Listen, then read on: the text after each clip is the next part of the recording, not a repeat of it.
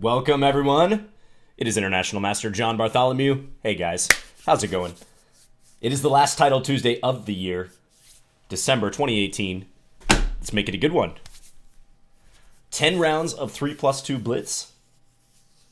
I had a good performance in the November Title Tuesday, so I'm hoping to repeat that, maybe even improve on it. I think I scored 7 out of 10. It'd be tough to improve on that score, but just focus on playing good chess, not so much the score. The score always takes care of itself if you play good moves. Greetings to everyone in the chat. AC Timel Warrior, Tybor says, thanks for all you are doing. You're the man. Trying to constantly improve my game watching your videos. Well, thank you. And best of luck with your chess improvement. We're going to be starting any minute here. This is the lineup. We got Hikaru in the mix. Big Fish 1995. That's a top GM. I don't remember which one off the top of my head. Alireza Firouzja. Wesley So is playing. Awesome. Super GM. And we are off with the first game. I'm playing LaClash. Let's play D4. FIDE Master LaClash. Start with a win here. Helps to have the white pieces. I'm going to take... This is the line I actually advocate in my Chessable repertoire, my D4 repertoire on Chessable. Leads to QGD-like positions. Yeah, and in fact, we have a direct transposition to the QGD now. Let's play Bishop D3. I wonder if he'll go Knight H5. This is one of the best lines. Yeah, he does. Let's go here.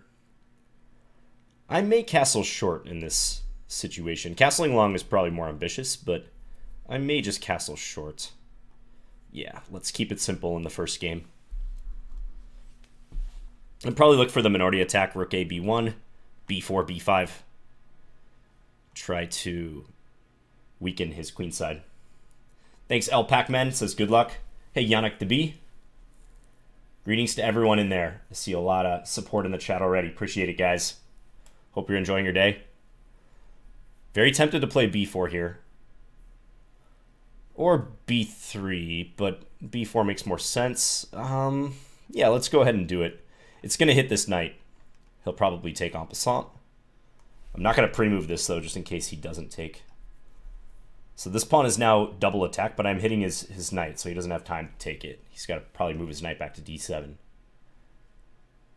I almost have some tactics, but not quite. It'd be nice if knight takes D5 worked after knight D7, but his rook is defending here, so... Probably play A4. Goes into C4. Okay, I wasn't expecting that, but it's an interesting move. Probably just play A4. Yeah, I think this makes sense. And now maybe I can try to take, and perhaps that pawn will be weaker if he can't play B5 in the future to support it. The hair is spiked. That's right, Uday. Yeah, I got my battle tips up, as someone once pointed out. They said if John has his hair spiked, he's ready for battle. Oh, and you guys know I got the coffee going.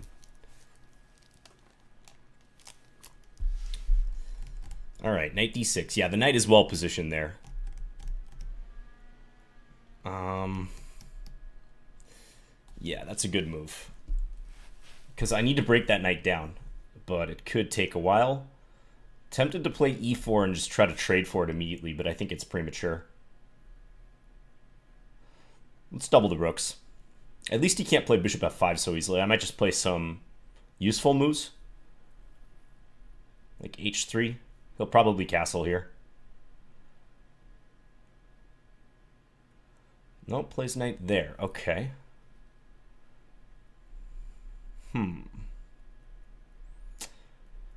A5 premature.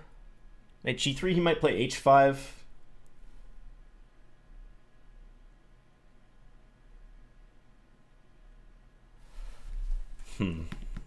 Just gonna play something helpful.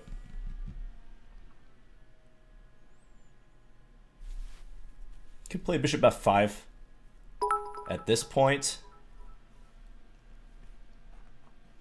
Oh, we gotta get my alerts up here. Belgian Novice, thanks for the 500 bits. Says, no cheers for the new month. Should be a crime. Thanks so much, man.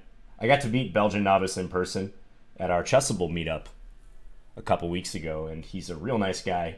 He gave me some wonderful Belgian chocolate. So, appreciate the support. Okay, now knight g3. Yeah, let's do it. I'm a little worried he's going to chase me with h5, h4, but let's do this and see what happens. Trying to discourage bishop f5. He does play that. Okay.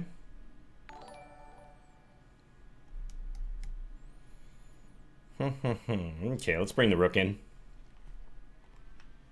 And Longreave, thank you for subscribing 7 months in a row. Okay. I am gonna bring this around. And I'm expecting bishop f5, and I might go knight d2. Try to control the c4 square. Maybe play knight f3 in the near future. Try to attack this guy.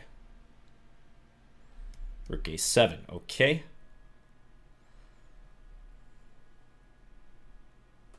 All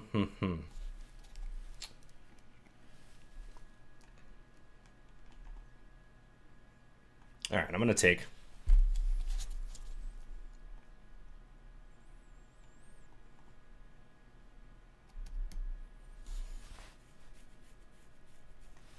Step here.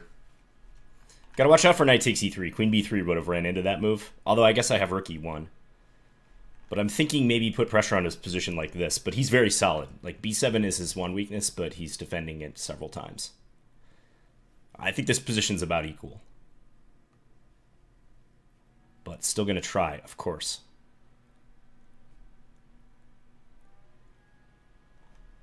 Okay, I'm gonna see if I can bait him into doing this, because I believe this is a good reply.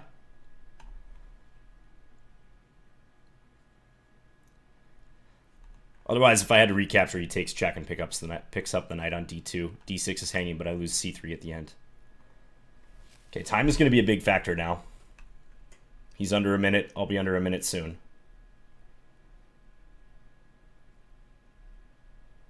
He's going to go for it. Wow. Okay. So what does he have in mind here?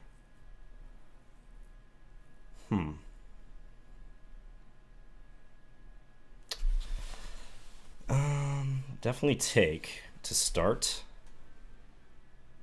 I mean, his knight is hanging.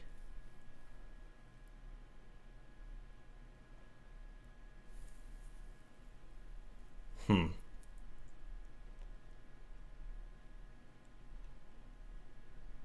maybe I need to defend my rook.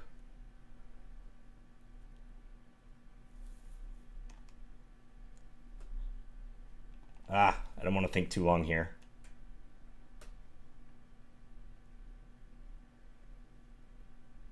All right, I'm going to play something kind of risky, but I'm going to go for the initiative here. Takes there. Okay, it's a little surprising.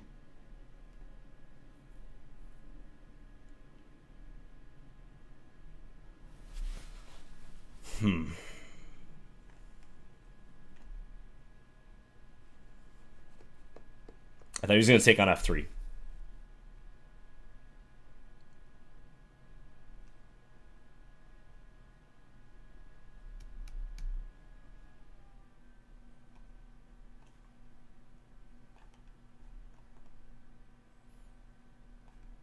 Okay, got to bring this back to defend.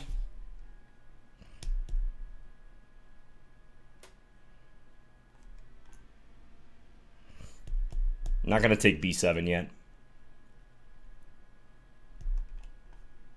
Let's just play an endgame. Okay.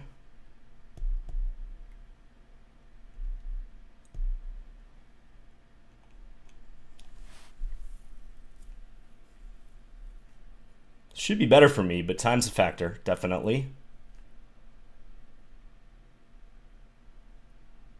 Let's bring this back for protection.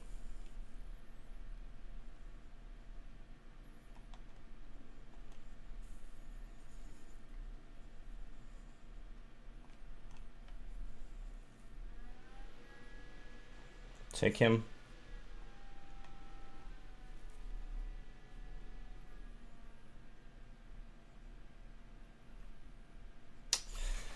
This is tricky. This is going to be quite tricky.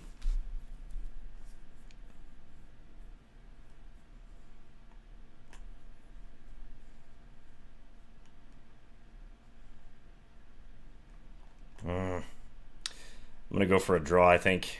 I did not see what to do there. Let's just wait.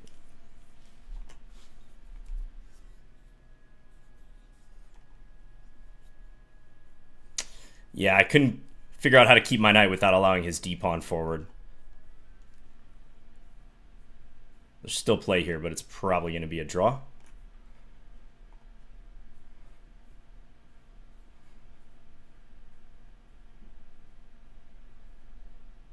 Yeah, we drew. I wish I could have kept my knight there at the end, but it was tricky because I saw a line. So d3, if I take here, I'm actually just getting mated. So what am I to do in this position? I sack the knight. I mean, the only other move is rook here, but that looks very dangerous. He can even play c4 with impunity because, again, I can't take it. It's just... This is a situation, even if objectively it's better for white somehow, or I have a way out of it, I think at time pressure, black's for choice. Induna South Coast, thank you for subscribing 7 months in a row. Says, yo, John, good to see Title Tuesday again. Best of luck from the UK. Appreciate that, man. Jojo Goala says, I think 95 was decent. Jeff C. Gill, 500 bits for the tactics. Hey, as JB. Thanks, Jeff. Appreciate that. Thanks for the donation. And Night Moves just resubscribed 8 months in a row. A couple people are mentioning 95. Yeah, where though? I mean, I could have played it right here, but I didn't like the look of check on the back rank. I was trying to be wary of that. So I played 95 at this moment. Swizzer P, thank you for subscribing with Twitch Prime. Hello to Zazumas. Says, hey John, good luck for today. Thanks, Zazumas. So, a couple people have mentioned that. I don't see where you're talking about 95. This was an interesting moment right here where he played knight takes e3. And I went rook e1. Yeah, I'm not sure what's really going on here. Take and take. This was a tough call in this spot. Maybe I'm not better. Black has 2 pawns for the piece. That knight on d6 is constantly hanging, but I'm not sure I have a favorable opportunity to take it. I was thinking after knight f3 that they were going to take on f3 using the pin. Sleepy Lab, thanks for subscribing 4 months in a row.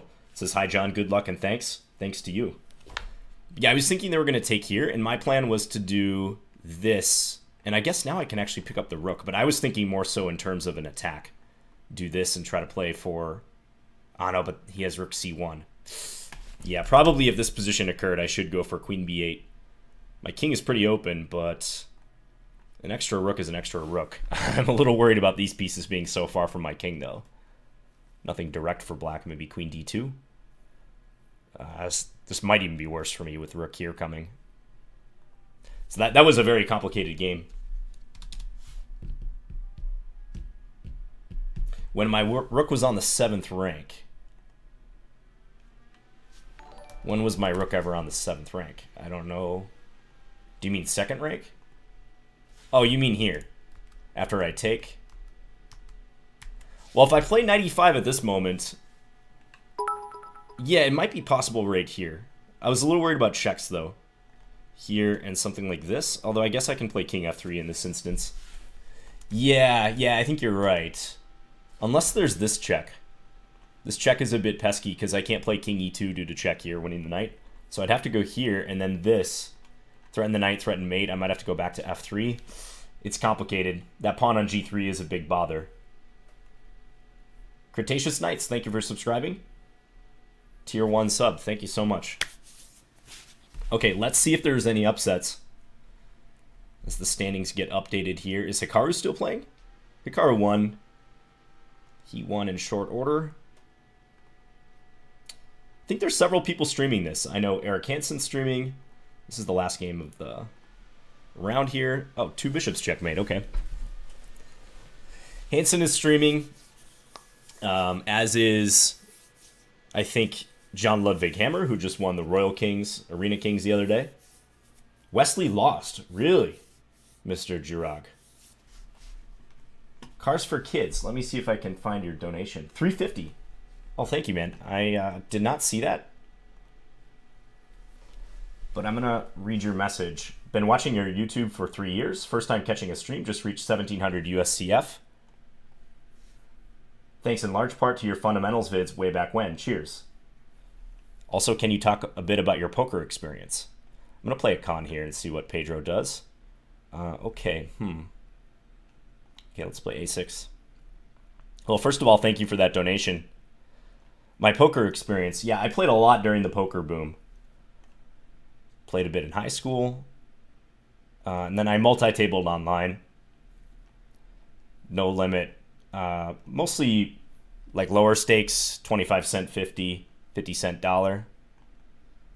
But I was one of those rakeback guys. I played a ton and basically ground rakeback. But I stopped playing after Black Friday in, when was that, 2011? Okay, let's go for this setup. I'm going to fianchetto my dark square bishop. This is just an interesting way to play this position.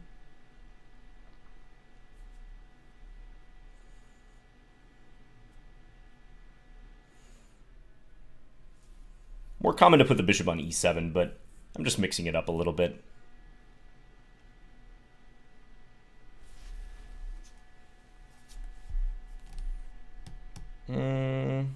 Okay, let's put the rook on the standard square.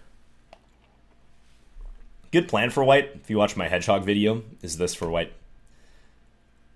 But hopefully with my bishop on this diagonal, I can take some action against that. Okay, he plays there. I think I'll play a standard move, rook e8. The rook definitely belongs on this particular file. I want to play d5, but it's not working yet, so hide the queen. Just take the queen off of the c file. Jan of KZ says, poker fits you, you must never tilt. I don't know about never tilt. I honestly didn't really enjoy poker that much. And GM Canty, thank you for subscribing 5 months in a row. Says, thanks for everything, bro. James, you're not playing today? I take it you're not playing Title Tuesday, but thank you so much. Check out GM Canty's channel if you guys get a chance. He's a real exciting streamer. I especially love his announcing for Arena Kings. He does a really, really good job with that. So thanks, James. Okay, tempted to play d5. Very tempted to play d5 here. Thing is, he can take and play c5, and I'm not 100% sure how that works out for me, so maybe just this first and guard b6. Okay, now I could play d5 or b5. Position's a little loose, though. Let's bring this back.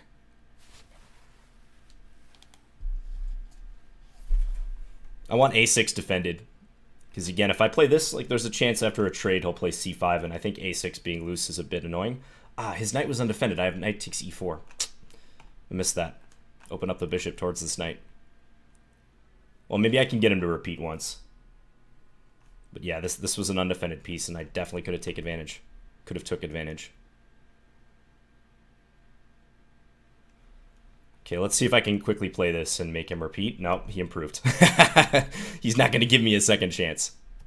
Understandable. Well, okay, at least I can get this in.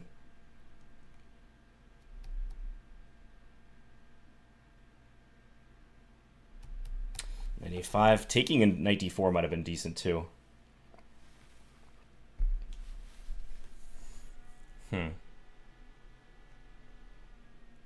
let's take.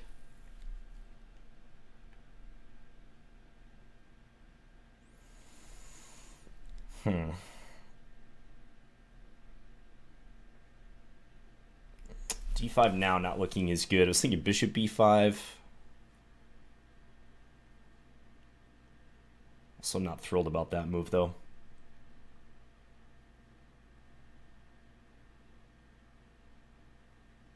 I don't know. Missed my opportunity with knight takes e4, but I'm still going to play this way.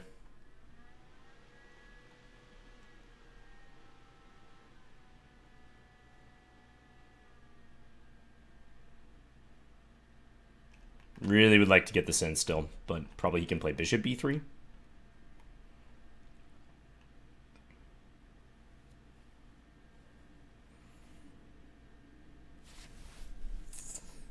Taken d5. probably should be played. Yeah, I'm going to break.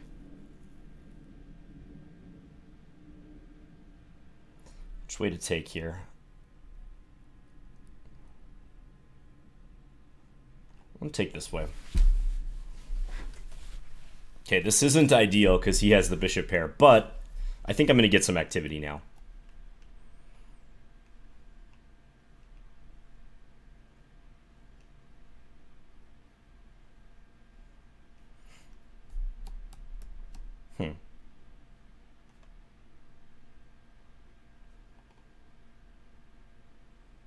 Really like to get a knight into c4 if I could.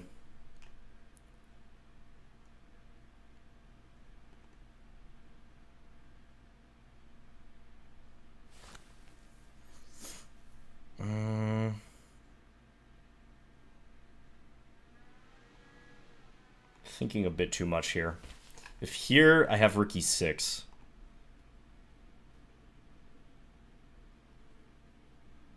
But I really want to get this knight in. Get some counterplay.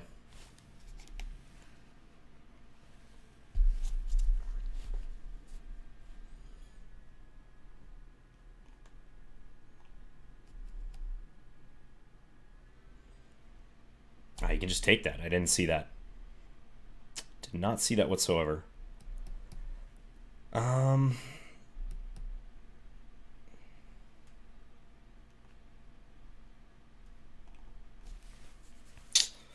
Knight g4 maybe. Knight g4 doesn't look great.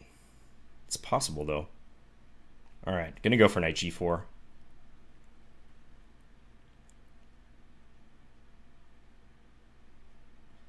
So maybe some knight c6 problems. I am threatening mate on h2. So probably he'll take it. Knight c6, I have to play...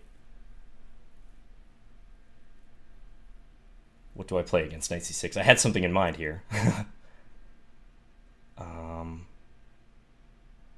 What is it? Queen e5 is not working.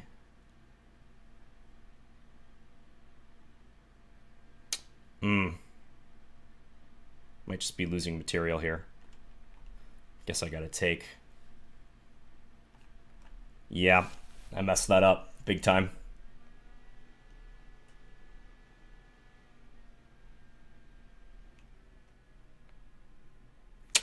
Try to attack him on the dark squares around his king, but I think I thought I had queen e5 for some reason, but his knight was covering that square.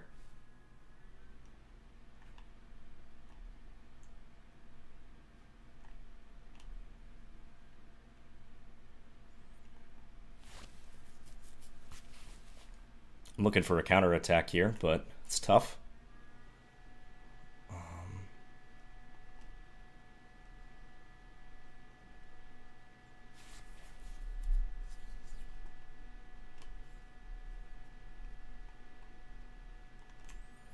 Just keep that safe.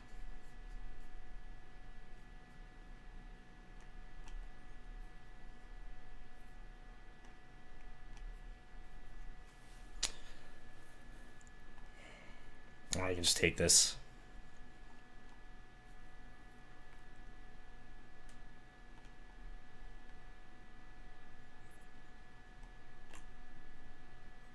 Yes, probably just losing, but some last tricks here. His king is kind of open.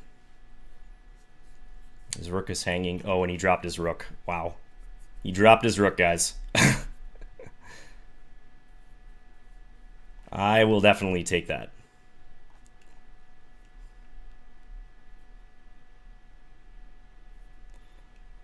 Okay, let's give a check. Let's check again. Just defend for now.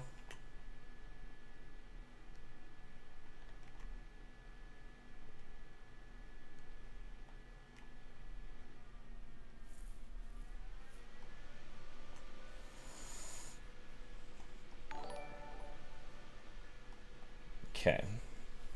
Still got to figure out how to win this. But it should be possible. Definitely. And mate. Ooh, that was a lucky one, guys. That was a very lucky game. But Famous saying in chess, the winner is the person who makes the second to last mistake. And I think that game demonstrated why that's such a notorious saying in this game. Yeah, he just straight hung his rook on d7. I mean, I was getting a little bit of counterplay at this point, but yeah, it should not be enough. The Stark square bishop on e5 was helping. I could play bishop takes g3 here, but I think it's better to take and threaten this or this. Yeah, we got a Scandi swindle in, even though it wasn't a Scandi. Doc Holiday, thank you for subscribing. Yeah, I missed the boat to play knight takes e4. Like, that was a pretty apparent tactic, and I should have noticed it. Plays knight b2, that's an undefended knight. This was very strong. Probably gives me a winning position. Take, because that's a super critical pawn for him to lose. e4 is weak. These pieces are attacked.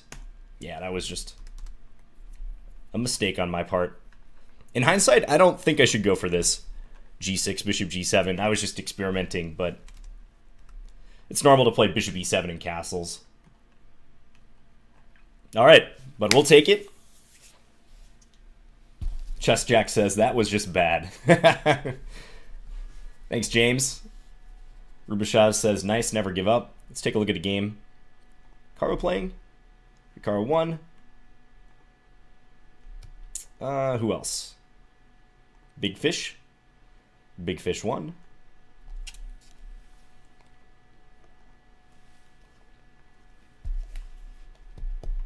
Lion Beast. That's MVL. Wow, we got several Super GMs in the mix here today. 2 rounds have been played, Steely. Thanks, Fedez. So we're just finishing round 2 of 10.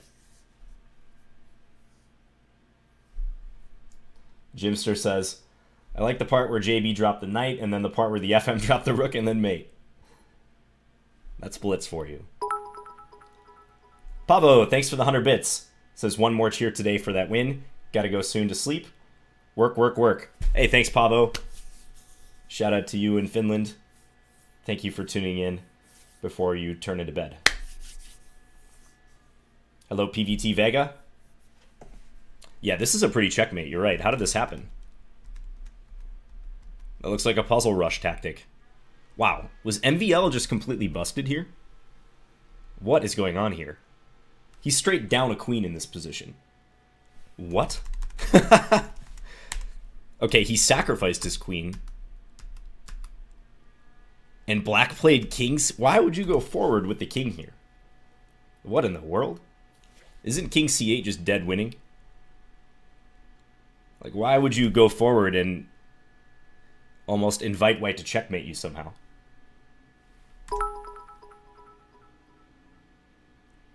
Black is up a straight queen here. White doesn't have anything. Okay, white has 2 pawns for the queen, but that's it. Belgian Novice, thanks for 250 bits. I will join in Pavo's sentiment as I am in the same time zone. Yeah, thanks to the Europeans for tuning in. This is getting a little late your time, I know, on a work night. Yeah, I don't understand this game. I think MVL was trying to have some fun, and Newbear obliged him with king c6. Like, king c6 just looks suicidal to me. Like, why would you do that? Play king c8 or king b8, but not king c6. And this was a prelude. I mean, it's very possible black's totally winning still. G4? Wow. G4. That looks like complete desperation. I mean, bring the queen in here or here? Probably is... Okay, maybe... Well, you could even play queen b3. I was thinking knight d4, but there's rook takes d4. If you thought my game was a swindle, this was definitely a swindle by MVL. And then here, he didn't take because there's rook c7 check, I presume. You have take, rook c7, and white will win the queen back. Even here, knight, king d5. Black will still be up a rook after this. But okay, black didn't do that. Black played king d5 instead, but wow. That's a crazy game. Okay, David Chess Mood. Let's play d4 again. Round 3.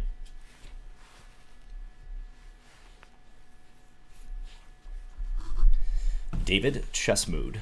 Okay, let's Fianchetto. You can play this way in order to play bishop f4 when they go bishop d6. But I don't know that it confers much of an advantage for white. It's just a different way of playing. Okay, let's prop up the center.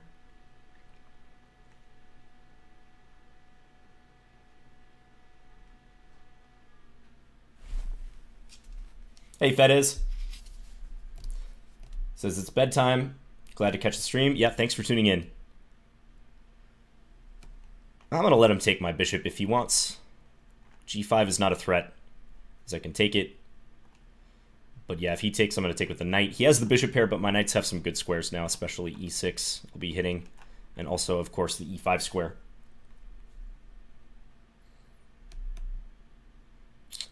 Probably a centralization is in order here. Or knight d3. Tough to say. I'm going to go with this one.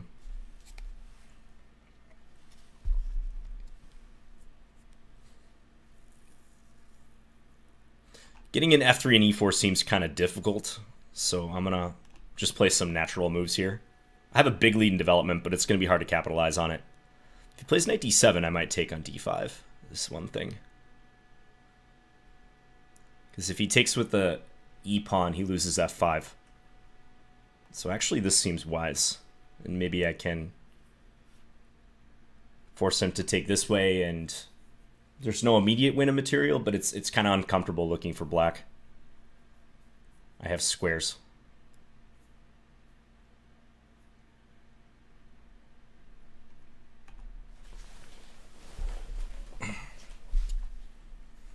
He's going to sack the f-pawn. Because he can take on d4. Okay. But that line's not clear. I'm going to try this. Let's see what he's got. I'm thinking I check on e6. If he takes d4, I check e6. We trade queens. I'll be on his rook. I'll be on his bishop. Bishop takes b2. I think I take f8, take d7. I should win a piece. There's even some stuff with knight c7 later. He might play g5 here, but that looks very suspicious. I have queen e6 at the very least. He might just play the position down a pawn, move this knight. He's going to go for that. Okay.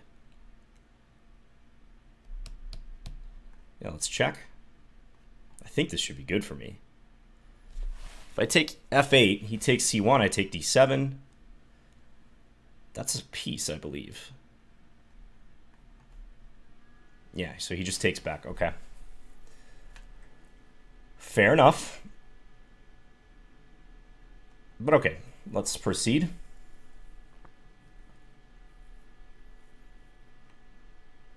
I'm up in exchange for a pawn here. Let's just centralize.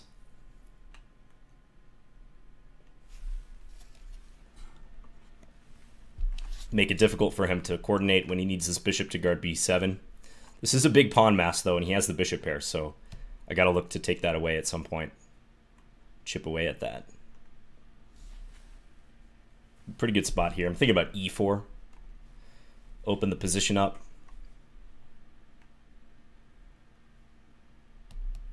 Hey, Basid. No worries, man. You're right on time. This is round 3. a5. I think a4 is pretty logical here. Yeah, maybe a4 before that pawn gets too far. Hopefully this pawn isn't hard to guard, though. He could maybe take and play knight e6 as an option. And then knight c5, kind of annoying.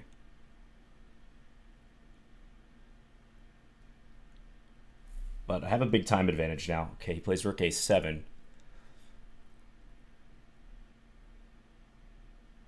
Feels like e4 has to be correct here. I'm going to do it.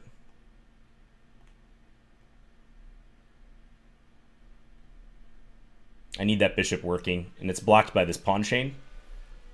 So I'm willing to make a trade of pawns.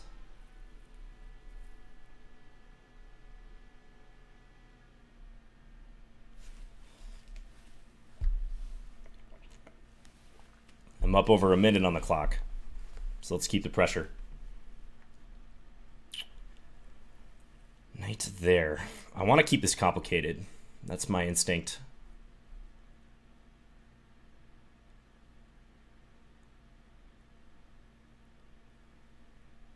I would like to avoid a trade. So knight f5, but then he has knight d6. Knight c5, I mean.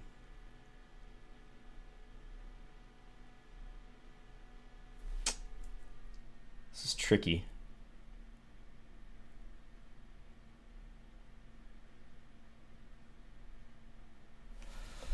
Can I play knight takes c6 here? That would be kind of a cool move. No, I don't think that works.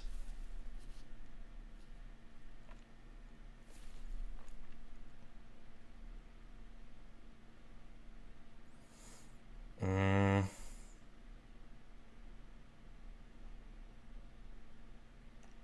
I'm going to do this. I've spent too long on that move. I'm worrying about knight c5.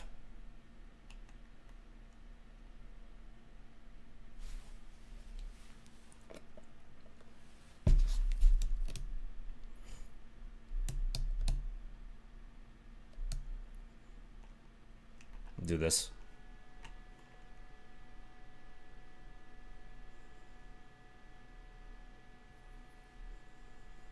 H7's hanging, but he has g6. I'm not sure how that works out, so I'm not going to attempt it.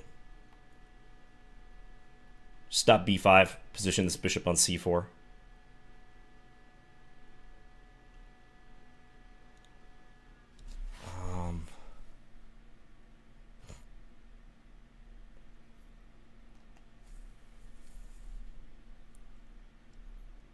Bishop a6, I might take and play rook d6. Or, sorry, take a6 and play rook d6.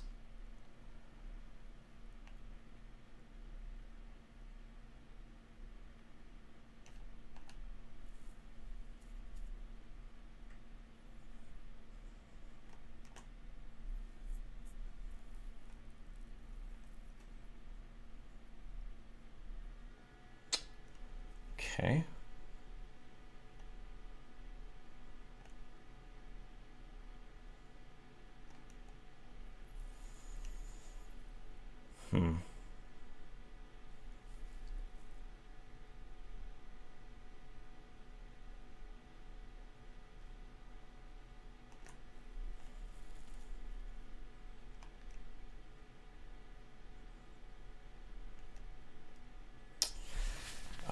Let's go here.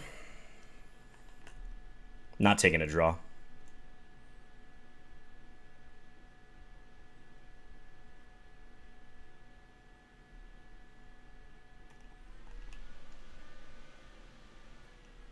sure I'm missing some stuff here.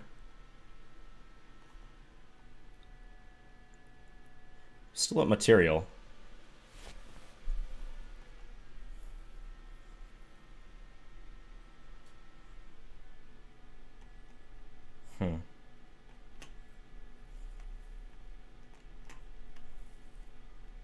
Oh, we blundered that?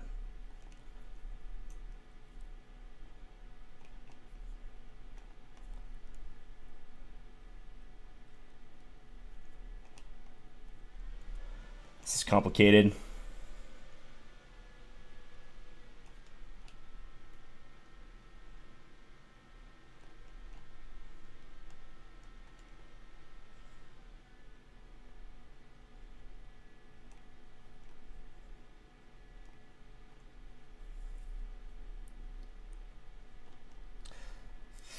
I'm not losing this somehow.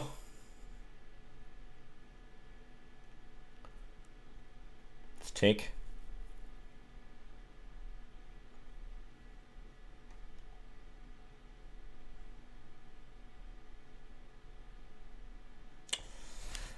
I might be losing this. Yeah, you can promote and then I gotta sack. Okay, well, I can bring this up for now. Can maybe prolong the sack.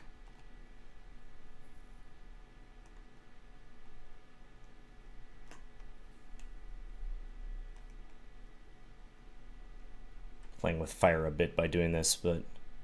Okay, he might have to mate me. with king, bishop, and knight against king, but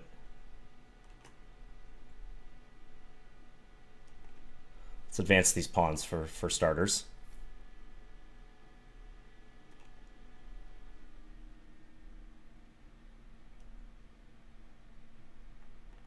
I'm going to keep these pawns where they're at.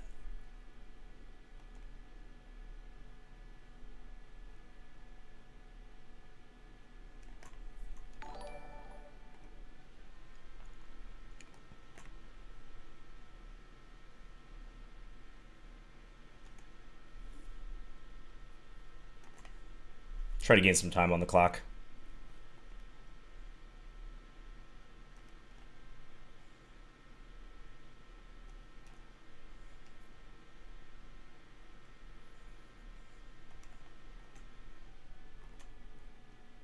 Oh, I got a draw by repetition. I thought that was 3, so I just clicked draw.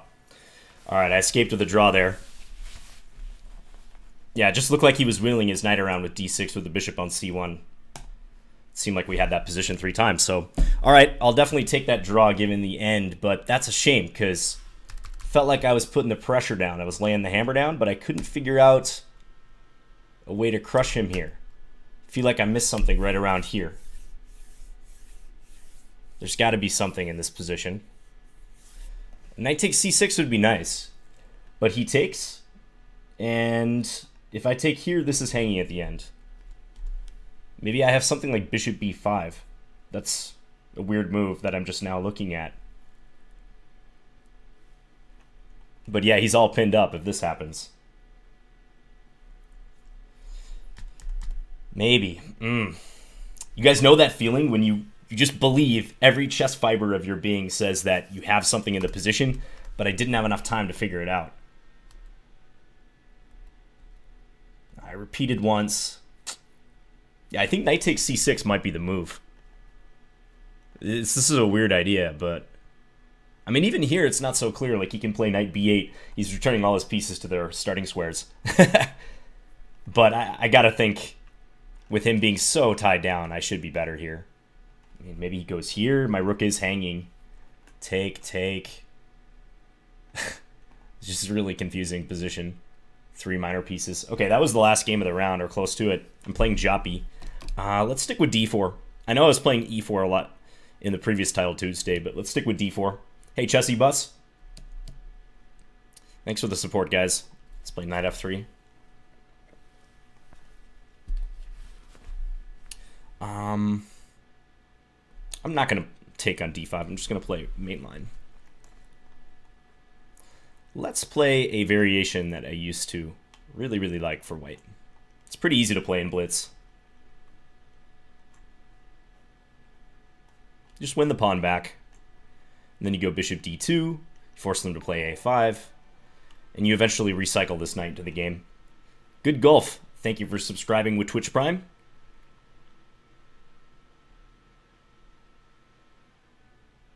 That last game was pretty nerve-wracking. That's Title Tuesday for you.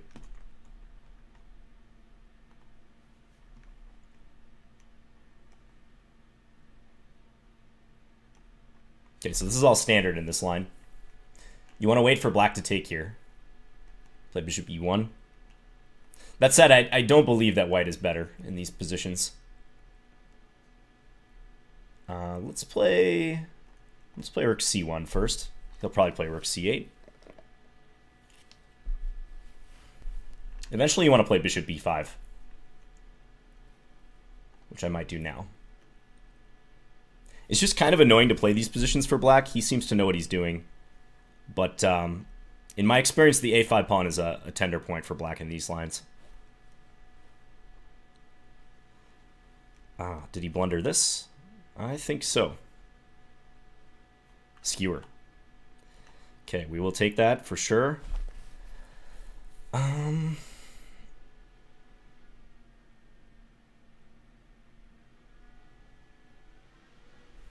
I think let's just start with a useful move. No need to overthink.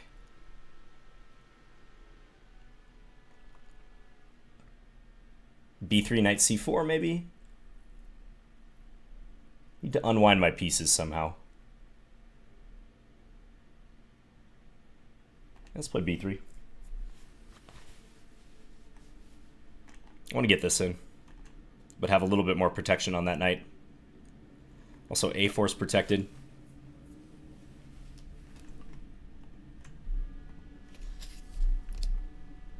Did he blunder e4 now? Bishop doesn't have a retreat square. Okay, so he is all in now.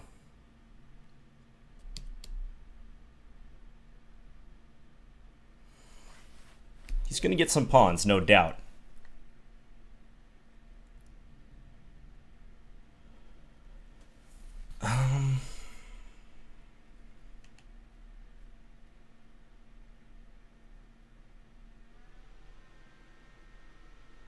It's a little annoying.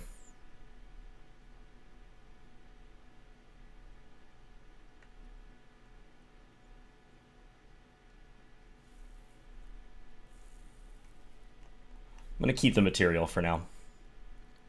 Try not to get too far behind on the clock.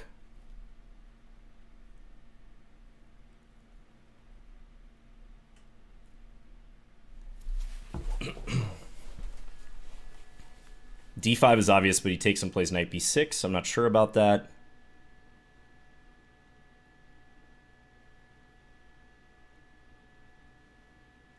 I do have knight d4 ideas, though. Yeah, I'm going to go for d5. Let's play actively. So knight d4 is in the air.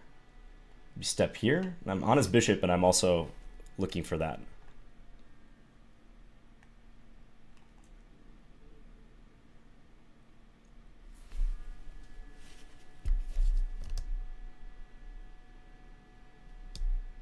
This feels helpful, so I'm going to take queen here, perhaps.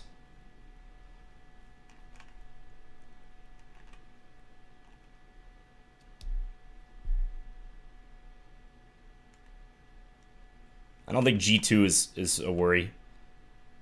If f5, probably rook e8 should be enough.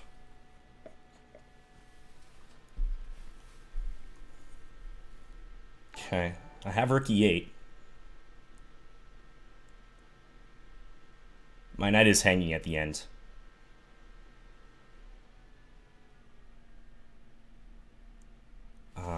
Rook e8, queen b7. Can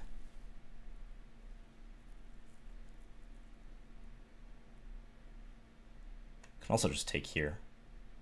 I think I'm going to do that. That looks much simpler.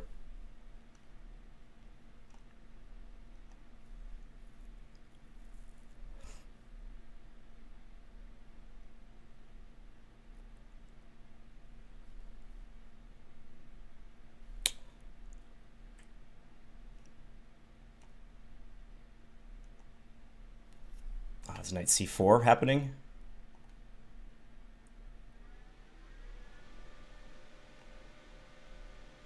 Man, knight c4. All right, I can go after his bishop. Let him take whichever rook he wants, but go after his bishop. He takes my knight on e4. Wow.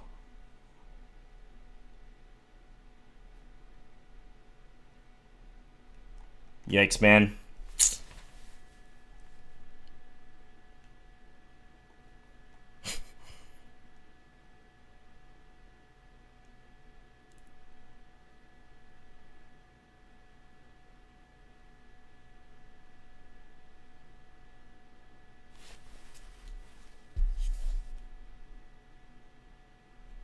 Spent too long trying to figure out how to consolidate, and I did not succeed.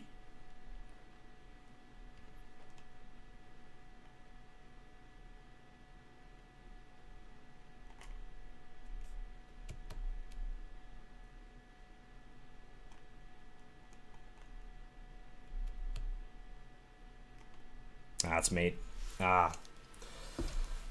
Yikes. Ugly game. Ugly game.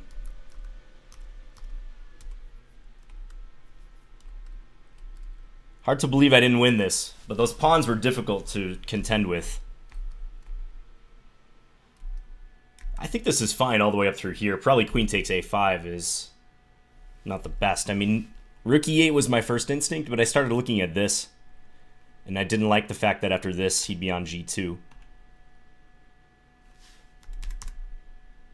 And also threatening B2. So let me put that position back.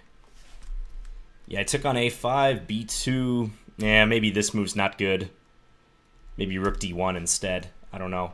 But he's getting to C6. Getting to C6 is kind of an issue. Because now he's got this threat. And this Knight C4 threat, which I vastly underestimated. It's not simple here, I think. Well, I think my opponent blundered a couple times, but I didn't take advantage. Oh, this is Jordan Van Foreest. Yeah, he's a good player. He definitely blundered a couple times, but I couldn't find my way through the mess. Let's take a look at Hikaru's game, because people are saying he's going to lose. I don't know about that. He is down material, but he's got a queen and a bunch of checks.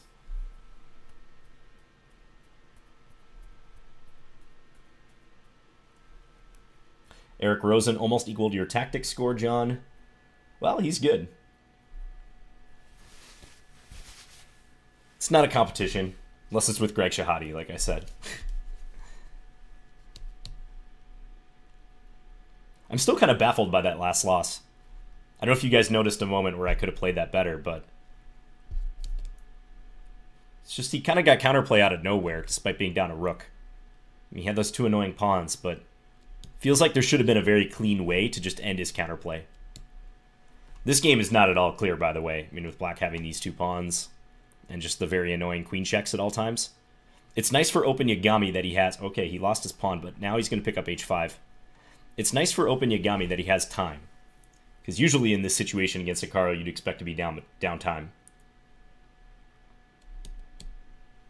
Piff the Magic Dragon says, could you have taken the bishop and after queen takes e4...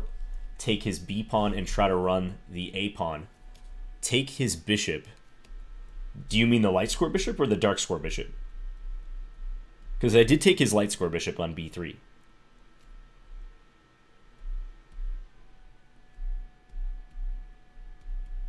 I'm not sure. John, can you explain the Greg Shahade backstory? Why do you guys have such a rivalry? It's kind of a one-sided rivalry because he just tweets me and talks about Team Scandi all the time for some reason. And I respond to like maybe 1 out of every 10 tweets that he sends.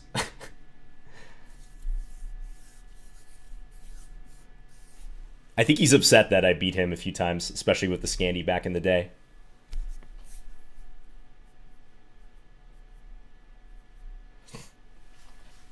Piff the Magic Dragon says, dark square, queen takes f8 and queen takes b4, if I remember correctly. Queen takes f8 and queen takes b4. But if I play queen takes b4, he's going to take my knight on e4 and he's threatening mate on g2. That's the problem, Piff the Magic Dragon, I think. So yeah, like rook e8, queen b7, rook takes f8, queen takes e4. And I don't have time to take the b pawn yet. John, are you in the Blizzards for the upcoming season? Yes, I am. I'll probably play about half the matches.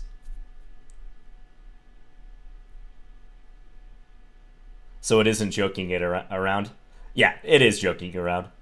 There's nothing to it. But I'm just saying the volume of ribbing back and forth is like 10-1 Greg to me.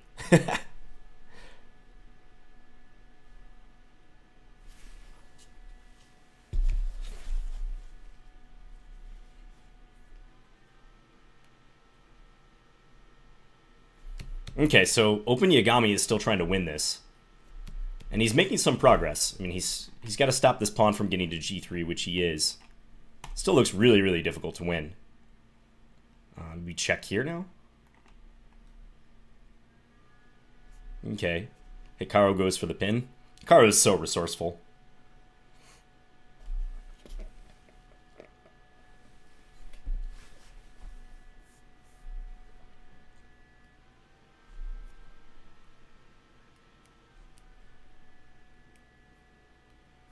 Yeah, there's a lot of ways black can mess this up, though. I mean, definitely white's pressing here, and black has to be careful. I just think against Hikaru, this is difficult to win.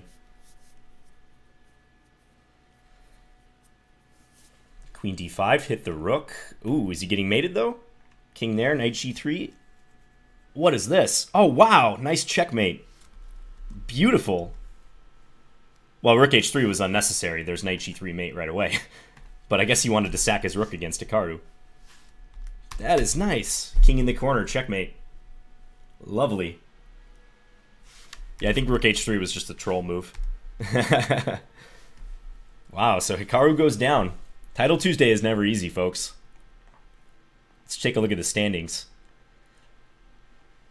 All right, so several players still on 4 out of 4. I have, I think, 2 or 2.5. I've already forgotten what my score is. Let's take a look at the remaining games here. Karalis versus Harant Chessmood. Oh, so this Chessmood thing is an Armenian thing, I suppose. These guys are both Armenian.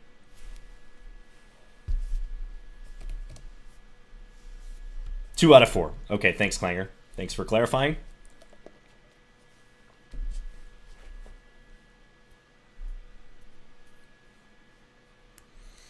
So Karalis is trying to get this down to king, rook, and bishop against king and rook, which he will probably succeed in doing.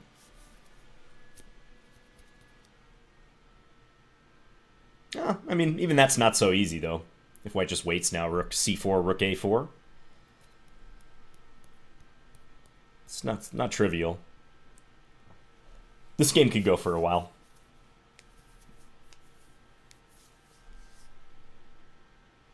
I want to catch up on some of the people who've been subscribing here. So Slim Pickens, subscribe with Twitch Prime. Zithra1, subscribe with Twitch Prime. Thank you, guys. Thanks to everyone for the support tonight, or this afternoon. Okay, so black won the e-pawn.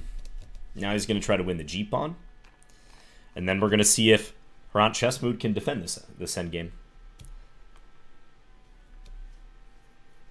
What's your best score ever on Title Tuesday? I think 7 out of 10, which I got last time in the November event.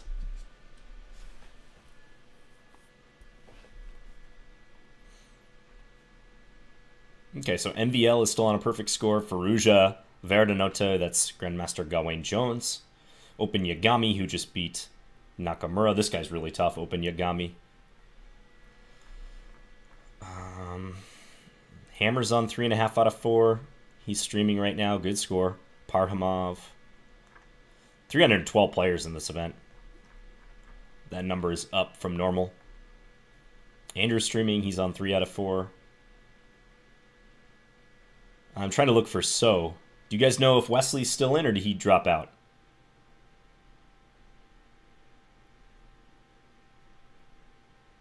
Whoa, what's going on here? I missed the developments in this game. I think this is a draw. In fact, king g8 is a really nice resource. If king f8, king to the corner, and if black takes the pawn, it's a stalemate. That is a very important defensive resource. Okay, now just king here. Yeah, this is a draw. King here. I will show that defensive resource. I think the next game's going to start. But, yeah, basically if king here, take, it's stalemate. It's beautiful. Wow, so did white willingly go for that? Did he calculate that? Yeah, he sacked his rook for the bishop, which he didn't have to do. And, yeah, black's king is on the wrong side of the pawn. You'd want the king over here. We are playing Lawrence Trent. Okay.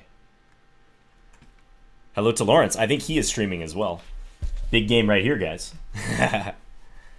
My former opponent in the chess.com trash talking match. Okay, he plays c4. All right, let's play c6. I'll stick with my usual.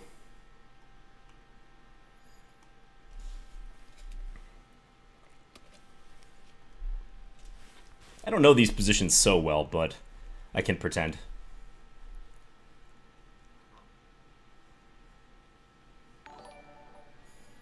Bishop b5.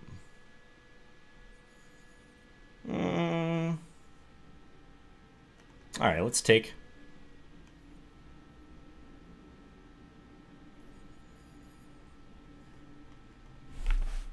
I'll play g6. I want to fianchetto this bishop.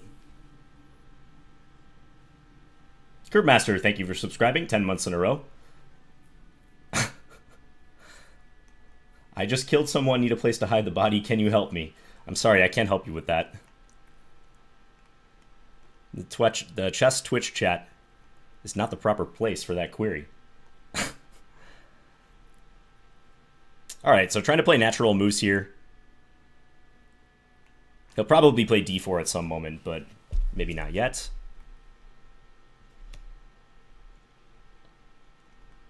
He's going to take. Okay, I'm a little surprised by that. So I like my two bishops here. Queen d5 maybe. Queen d5 c4 is possible. Although then I have maybe queen f5. I do sort of like the look of this move, though. It might hang e7. e7 is loose.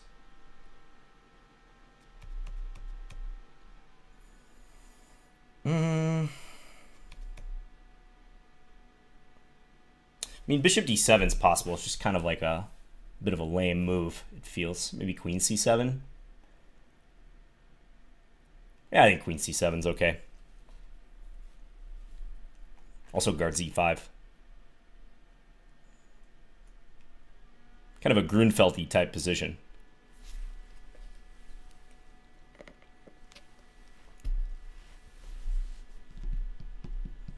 d4.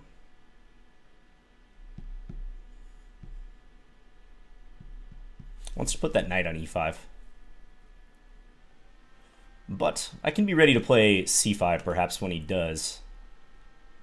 It's not working yet for me, though.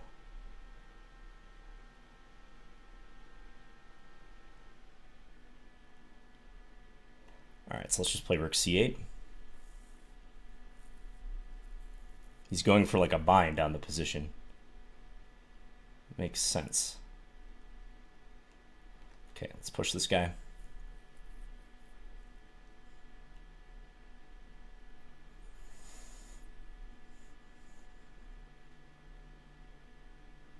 Yeah, he's getting a bit of a grip here. I don't know if I should allow bishop c5, but it is nice that he can't use this square. At least yet. Okay, so some g4 business in the air. I'm not going to play h5, I don't think. Let's try to go here. See if he commits to g4. I have this in mind. Ah, he can just take that. I didn't see it. Did not see that one.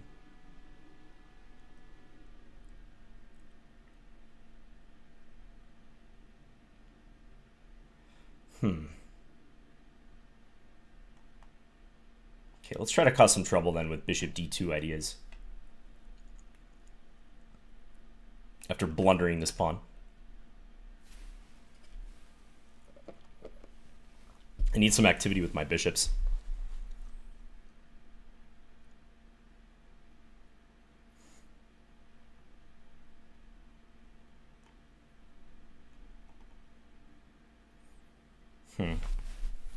So he might take e7.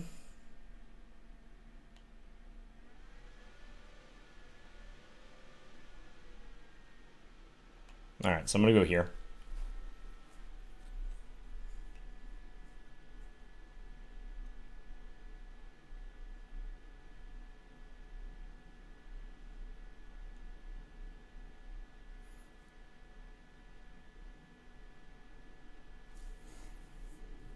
Yeah, this position is rough, though.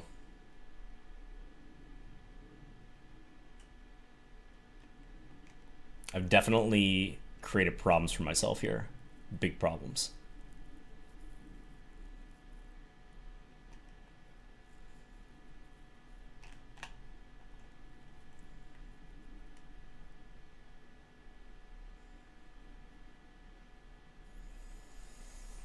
Okay, try for counterplay.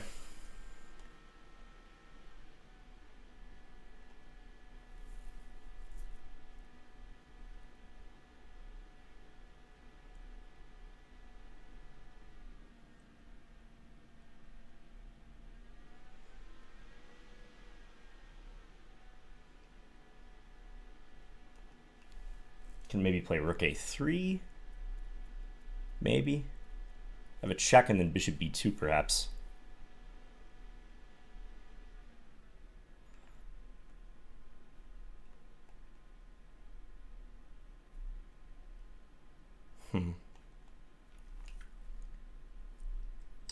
Might still go up a pawn when all is said and done, but let's see what he does here.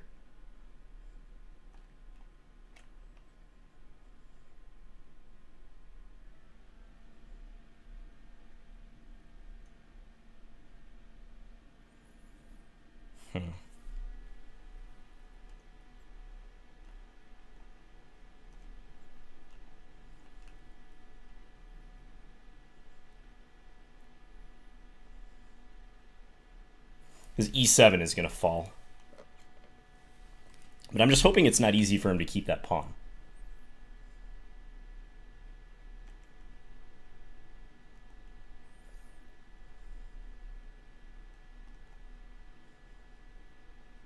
Can play rook d6, ideas like that.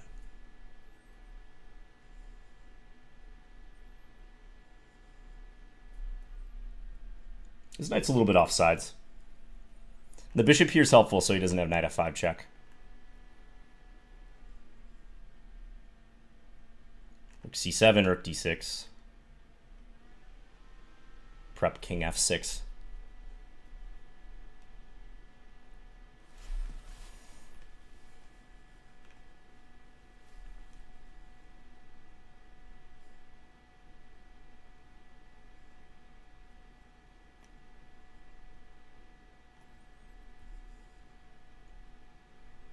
See if he'll weaken his king. And now I might go for counterplay. Yeah, let's do this.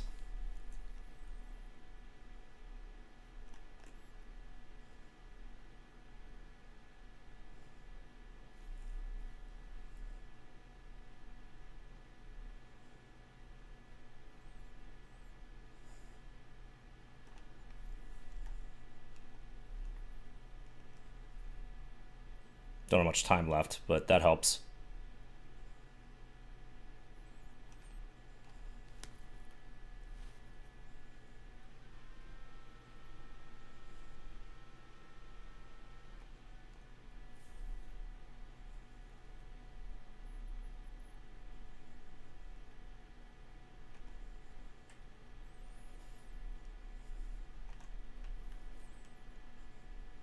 We have our h4.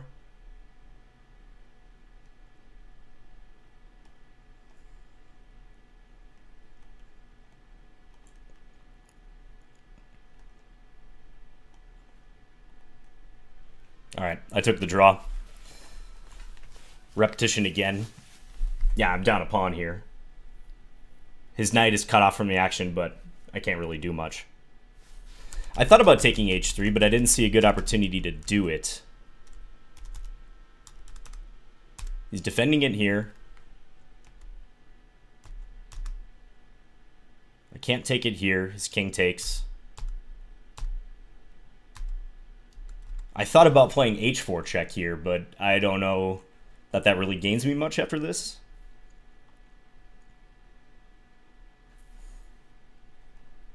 Bobby Fischer says he had knight f5 at some point. I don't think he did. I mean, he could play it like here, for instance, but it doesn't win material. Knight f5, pawn takes, take, rook takes. This is a draw. Triple M says, h3 was hanging before you played f6, I think. Yeah, maybe I could have done it at that moment. Yeah, right here. I didn't like him playing f5. But you're right, I could have actually taken at this moment. You are totally right about that. Yeah, and f5 I guess I just take. Okay. Yeah. King's a little bit trapped in, but I can always play f6 later. Yeah, I should have played that, you're right. Let's see if there's any high-level games going on.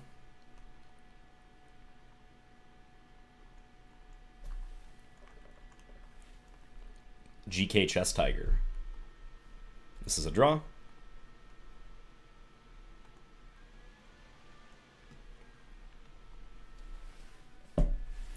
Yeah, the Title Tuesday November winner with that 10 out of 10, if you guys remember that, the perfect score. They were, in fact, using assistance. They got banned on chess.com. So the 10 out of 10 was too good to be true. That was a fairly well-known Grandmaster, too. I don't even remember which Grandmaster it was, but it's just a shame, guys, that people would do that. First of all, obviously the lack of morality involved in, you know, cheating in such a high-profile event against your peers, your colleagues, GMs, IMs, and also just the stupidity to throw away your reputation with that just to win, what, like a few $100? It's so bad.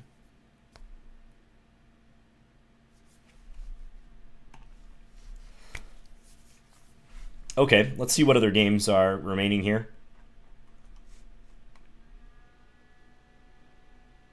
ZQ1. This is Grandmaster Steven Zierk, GM from the US. Looks like he's on his way to converting this, although Biostatistician is making it hard, because if ever this knight leaves, white can take G7. So what does Zierk have in mind here? Wow, he's really going for it. He's going to try to trap the king in somehow. But what now? Feels like it should be a draw at this point. I think black's working with next to nothing here. Thing is, white can't take the knight on G5 because the pawn would run after that.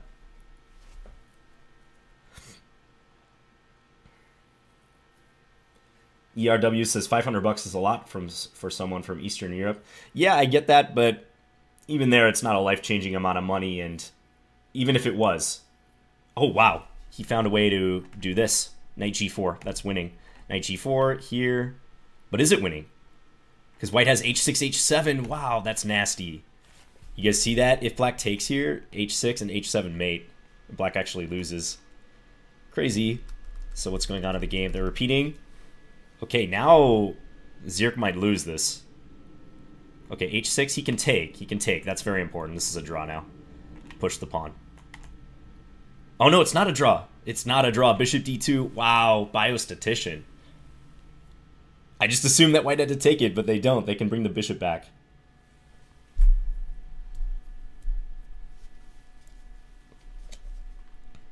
Wow.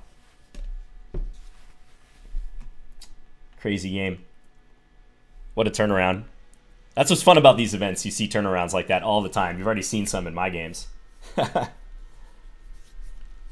was a nice end game. That was fun.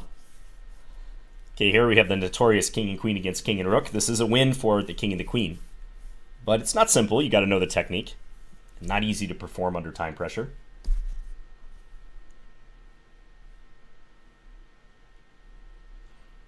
Basid says, still cheating is bad no matter what the prize is. You lose your respect from others if they find out. ERW says, but temptation and occasion make the thief. I think people get greedy. They think they can get away with it. Okay, white is winning this. White seems to know the technique and actually, yeah, I think they're going to demonstrate why this is a win because the rook's going to go far away and now white's going to check. Or yeah, sorry, check from here. And perform some diagonal checks in order to win the rook here. So queen C1 is now correct. King there and queen here with the fork. Last trick, but that is checkmate. Nicely played by white. 124 moves. Okay, this is round 6 coming up. So I'm on an even score. Let's see if I can get some wins now. M1711.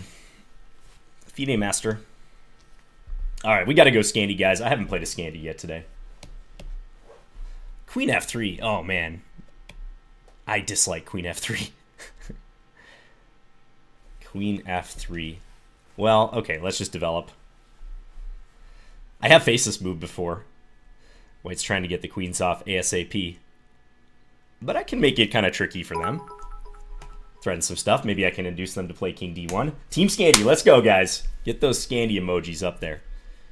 I like to see those in the chat. Okay, hit C2 again. Maybe force them to play D3. Yep. Okay, let's play knight D7, because I want to be able to, if A3, I want to be able to play this knight to C6. And not have this knight here to block it. Chessy Bus donates 750 bits, says Scandi Fund. Thank you, Chessy Bus, for contributing to the fund. That would be cool if we could create like a Team Scandi index fund. An actual fund.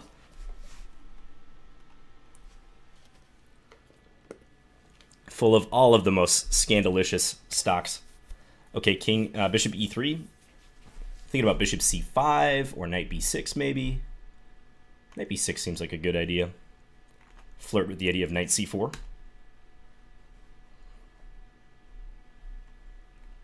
Oh, he's allowing me to play knight c4. He's walking like straight into that. Thing is it good? I'd like to win b2 after that. That's probably good. Let's just go take the bishop.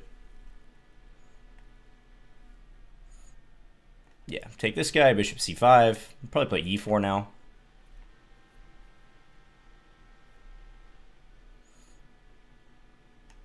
It feels somewhat better for me, though. He still has to coordinate. It's kind of annoying that I'm facing this pawn wall, but yeah, it should be better. Looking at f5 here. f5 is interesting just to open the position a little bit. Let's do it. Open the position for the bishops. Also, if take and this king goes to a2, I'll have bishop f7. Chronoglide, thank you for the raid of 18. And thanks to all the viewers today, 264 viewers. Plays knight h4, okay. Knight d4 is interesting. Let's play knight d4. Helps guard f5. Takes, I can take with the h-pawn, open the file.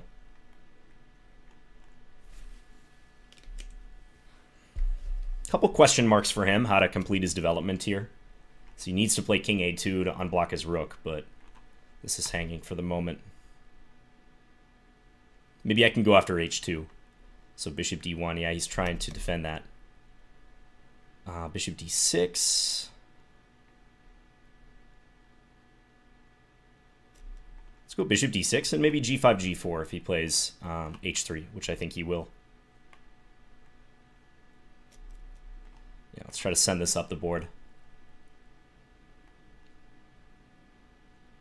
I don't see any other way to crack his position in the short term. He's pretty solid. Okay. That's a good move.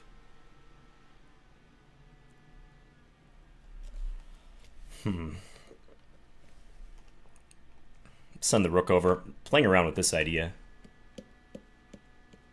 And then invading. Not sure it's good, though.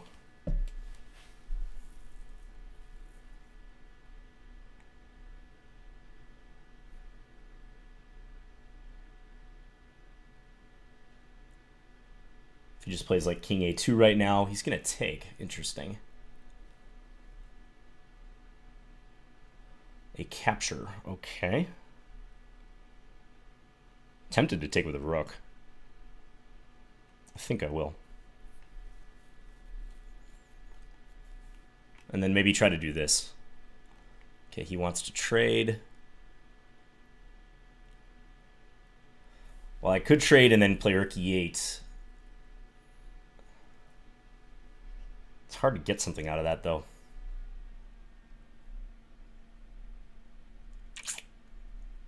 Puts his bishop on f3, and he's playing king a2 next move.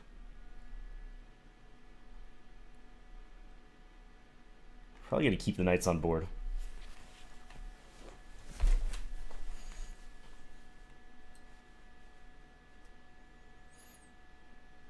Maybe g4 now. Let's try g4.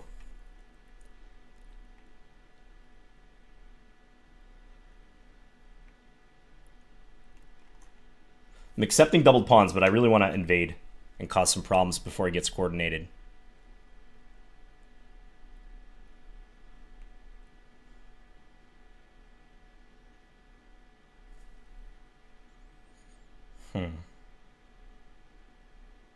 Okay, let's go here.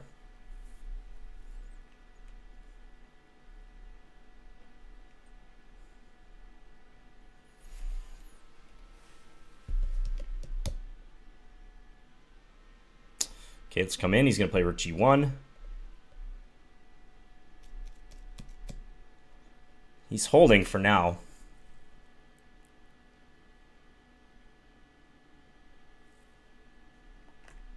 Bring the king up now.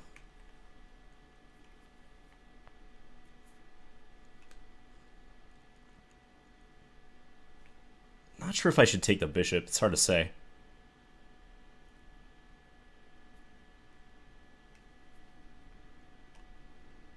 Okay, let's go here.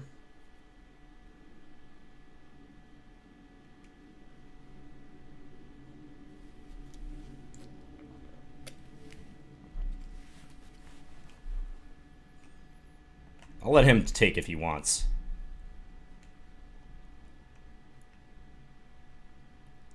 Again, it's a tough call whether he should play that.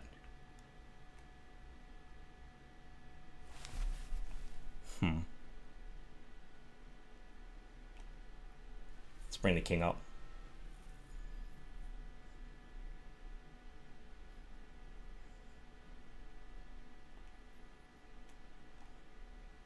Ah, 93.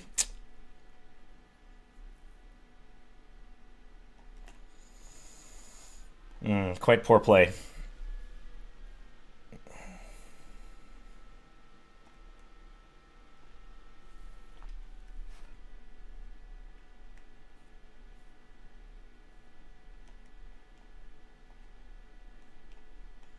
All right. I'm going to try to attack. I don't like this, but...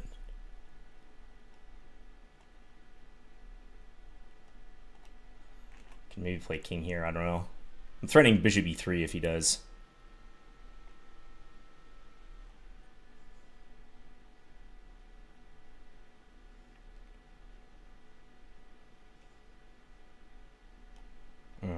Didn't notice that either.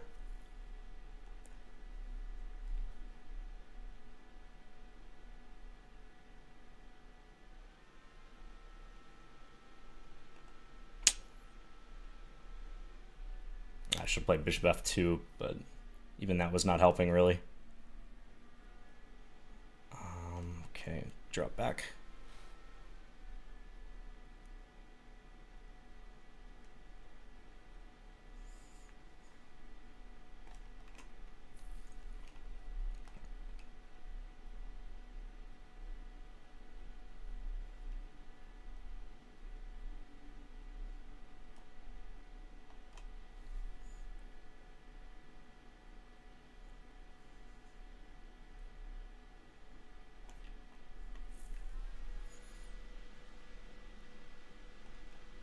Okay, try to go after his pawns.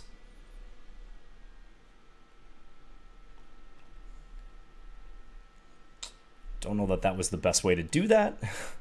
King 94. Yikes. Yeah, that was just a blunder-filled endgame by me. Fighting against the knight. The tricky knight. I thought I might have had something here, but yeah, knight f2 keeps everything on lockdown. Even though I have him pinned, he's... in a pretty good spot here, up the 2 pawns. So where did that go astray? He found a good response to me pushing on the king side with g4. He definitely coordinated well against that. Maybe I just have nothing here. Because if my play fizzles out, I'm probably just a little bit worse with the double g pawns. Yeah, there might not be anything here. I need to get my bishop onto this diagonal to attack his rook, but I can't do that so easily. Yeah, and that knight was really annoying. Like here, he already might be winning a pawn. Because the threat is knight e3 check. And if I play bishop f4, he can probably take g7. Maybe his knight ends up experiencing some problems here. So I don't know if that's a slam dunk, but... yeah, easier to have the knight than the bishop. That's too bad, because my position out of the opening looked really promising. I mean, he played king d2, inviting knight c4. That must be wrong somehow. But I didn't see a way to follow up. It may just be the case that there's nothing concrete here. Hey, Chirara. Yeah, I mean, I don't think there's a concrete idea. Just seems like a little harder for him to coordinate. He has to play some awkward moves, but he did a good job of that. Really good job. Okay, let's take a look at a game. MVL is in first place. How about Faruja? He won. So he's on a perfect score as well.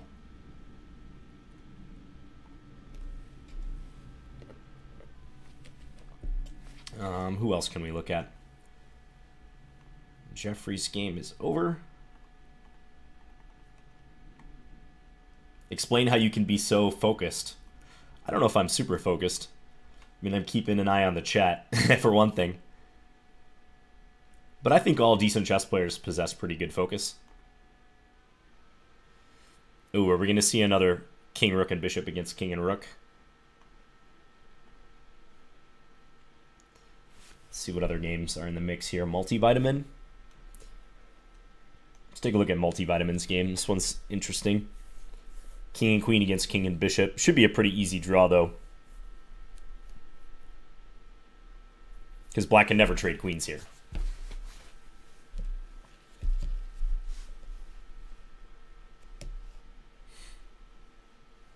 Who of the top juniors do you think has the best chance of being world championship? Wei Yi? World champion. Wei Yi? Top juniors. Man, I don't know.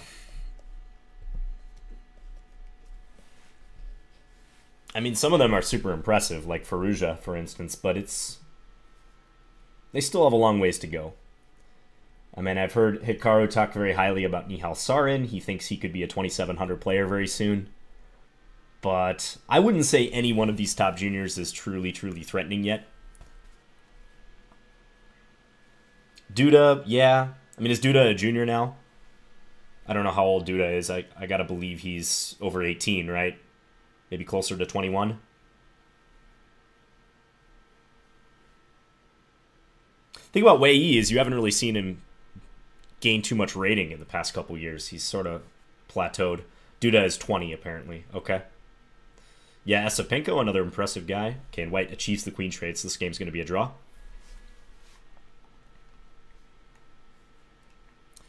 Let's see who else. That game is over.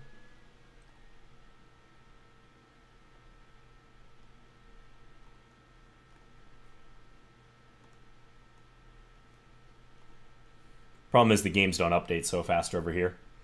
So it's hard to say. Probably this Lugovsky game is the last one. Yeah, Magsudlu, he's an exciting player. I really like his chess.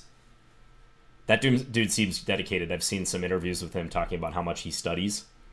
Yeah, I mean, he's another guy who's right in the mix. Wander Liang, Sam Sevian, yep. And it's so hard to know. Once they hit like 2750, I think we should more talk about when they're going to be world champion or if they're the biggest threat. Even then, it's so tough to qualify for the world championship going through the candidate cycle. So it's all speculation.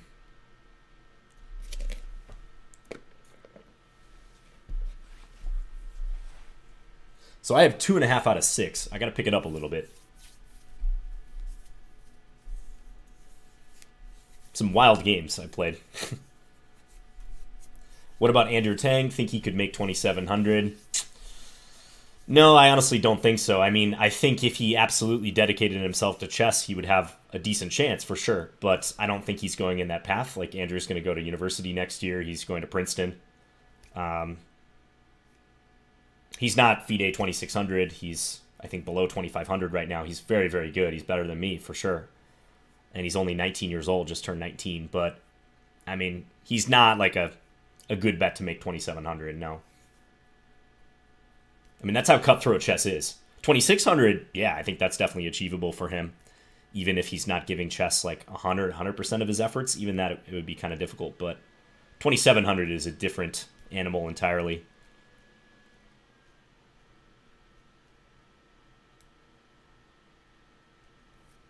Hey, Mwando.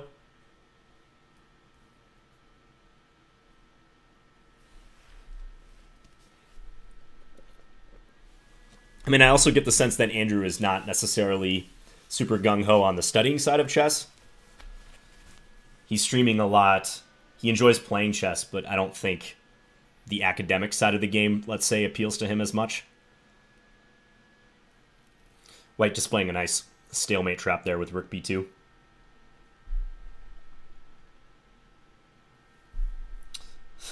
That username, Cars 5 Kids. The Cars for Kids commercial, that should be banned from the airwaves. If you're in the US and you had all listened to the radio, you know what I'm talking about. That is the most annoying commercial, and it's been on for years. Okay, playing Vamos. Let's stick with D4.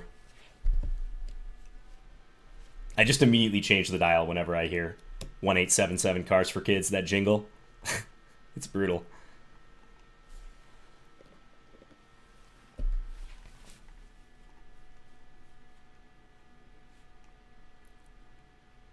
G6, that's a weird move. G6 is highly unusual. Seems like it's going to give him a slightly passive position. 98? What is this? Alright, well, let's play H3, just stop bishop G4. This looks like some sort of system he's worked out. It's interesting, I'll give him that. But I want to play E4, E5 in the near future. Let's advance. He can't play B4 because I take and his rook is hanging at the end, so E4, E5. I think he's going to try to exert pressure on my center in sort of an indirect way. Knight coming to F5, perhaps. I don't know. It's interesting how he's playing. Like bishop B7 now, probably.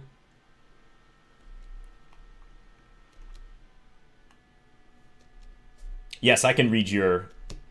whatever you're writing, 5-card draw. I didn't see what you said.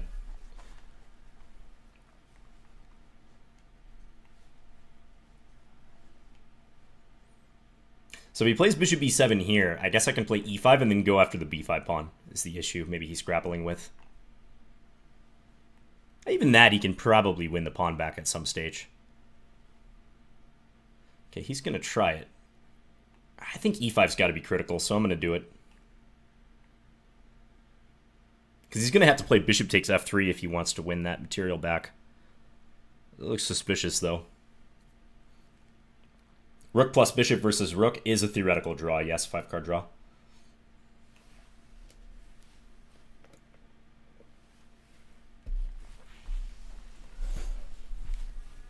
So knight f5, take, bishop takes f3, queen takes f3, c6. And there I'm wondering if I can play something useful like bishop c2 or maybe rook d1. Because he won't be threatening to take on b5 because his rook is hanging on a6. Maybe rook d1 there. It's just a sensible move. He's thinking a lot in this position.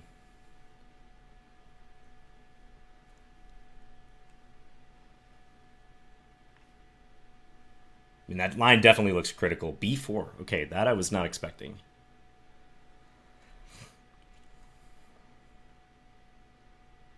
Take, take, take. If he takes there, I take e7. So I think I can win a pawn. Question is, do I insert this first?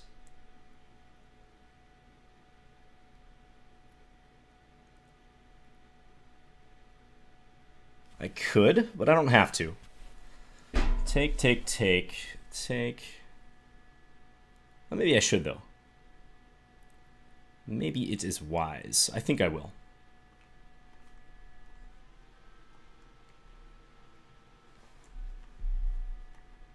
He can't take here because I take on f8 with tempo.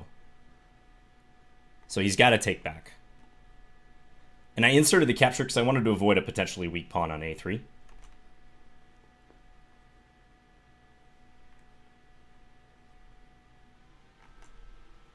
So now, okay, I'm up a pawn, but he's going to strike back, c5. Okay, bishop a3 looks good now, though. Yeah, let's do that. And maybe bishop a4.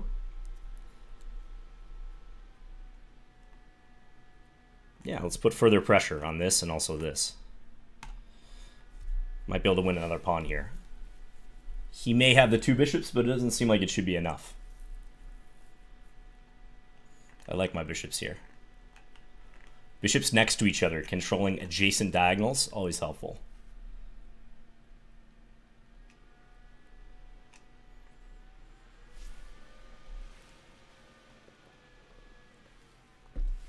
Yeah, rook and bishop versus rook is a theoretical draw, but it's not an easy one to defend at all. Many good players have lost that endgame. Players far better than I.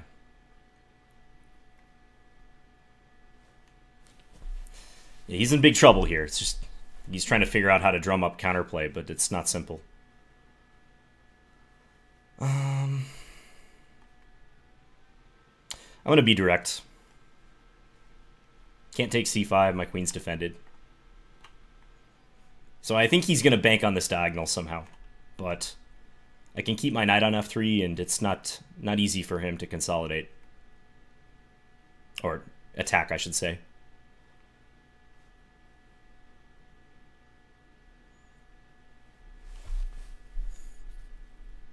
Might offer a queen trade. Rook e7 also very tempting.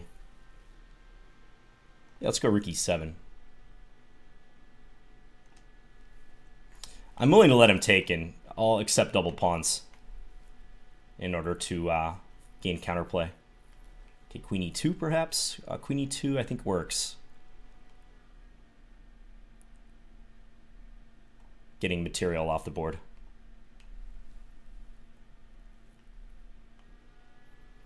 If he takes c3, I have rook e8 and I win. Whoa, that is a queen.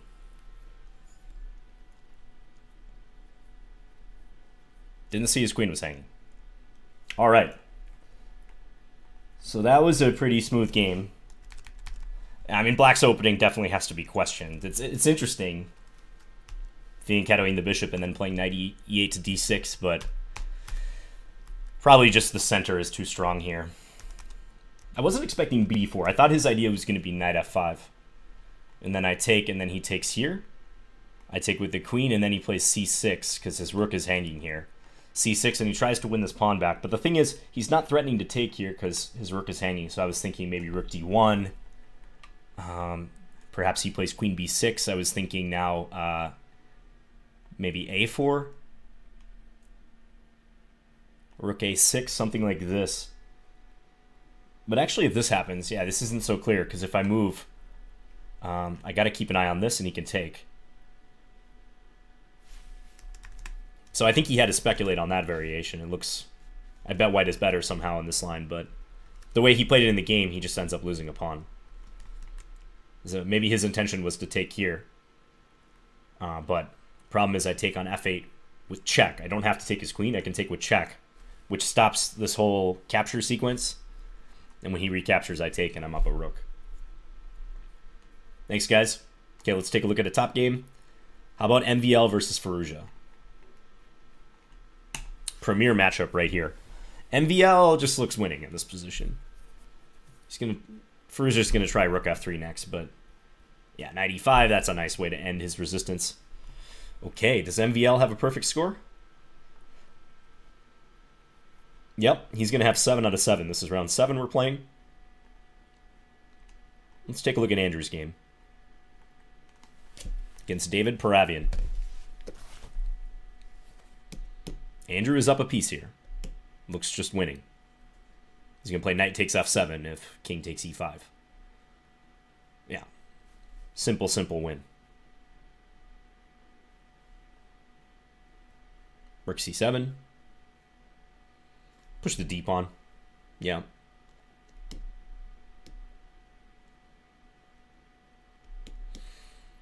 You can do a lot of stuff here, I think. Maybe even... It's going to play some sort of bishop e2 move. So what? Rook d4 now, I suppose. Or c2. Okay.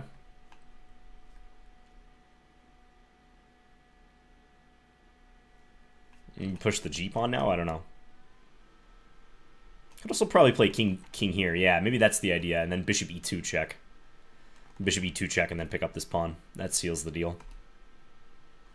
Okay. So Andrew is on 6 out of 7. Maybe he'll get a chance to play MVL. That would be cool. Hikaru. Hikaru 1. He just has 1 loss on the event. Guin Plen. Bortnik versus Guin Plen. 2 heavy hitters here.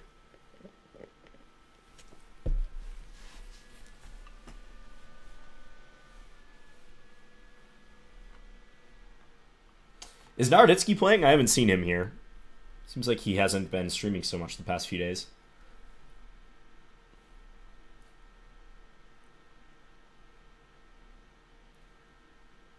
So 3 rounds left.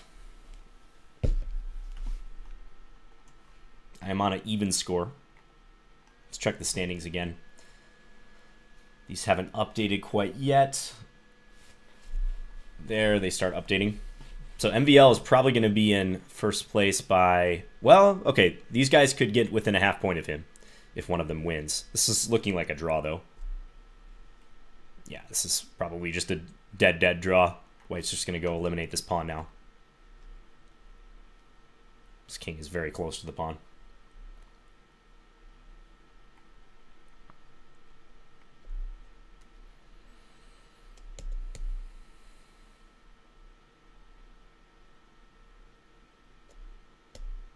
Yeah, check and take b5.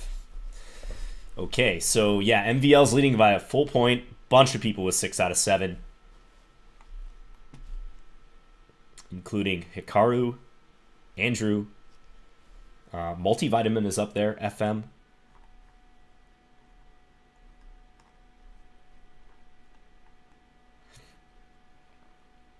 Yeah, very strong title Tuesday. Am I in the tourney? Yes, I'm in the tourney. You must have just tuned in, JHB. I'm on an even score. So I have 3.5 out of 7. What other games are left here? Ooh, King A2 if Black promotes. But Black... I would try King A2 just because if Black promotes to a queen, that's stalemate. But Black could get a rook instead. But, you know, Black might have to turn off auto queen. By the way, do you guys know the keyboard shortcut to toggle off auto queen? It's something with shift. Chessbay has told me before, but in case I'm ever in this situation and I don't want to have to go and change my settings, I'd be curious to know, because I have auto queen on. It's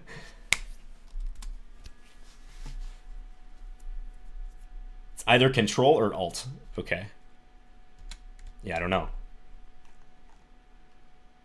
It's something I feel like a frequent player on chess.com should know. Okay, this endgame looks winning for White. White's up a boatload of pawns. Just has to be careful with their king safety. This Black has a queen and a knight. Black's going to avoid a queen trade like the plague here. But now White takes on h5. Yeah. That knight is actually trapped. So this just is completely winning for White. Chessy Bus says it is alt. Okay, it is alt. I'll have to remember that. Just press Control Alt Delete. What's the worst that can happen? Yeah.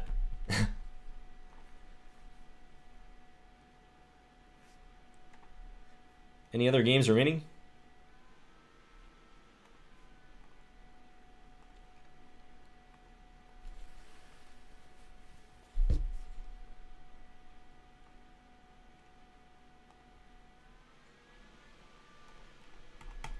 Tough tournament, man. Steven Zierk, I see, who... Yeah, he's very super resourceful player. He's the one who lost with that knight versus the bishop again in that game against the FM, that crazy endgame.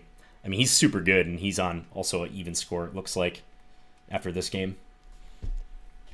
Or maybe he's on 3 out of 7 after this game. I don't know. What game is left? This is the last game. Black Border versus Volcano Explorer. White is pressing for a win here. Shades of Nakamura's game against Open Yagami, but without the extra rook for White. Yeah, it feels like Black should be able to hold this without too much trouble. Black could try to trade the queen for the rook and then pick up the h6 pawn in some situation. So it doesn't feel like White's going to succeed in winning this. Yeah, even here, like rook e7 is not a threat.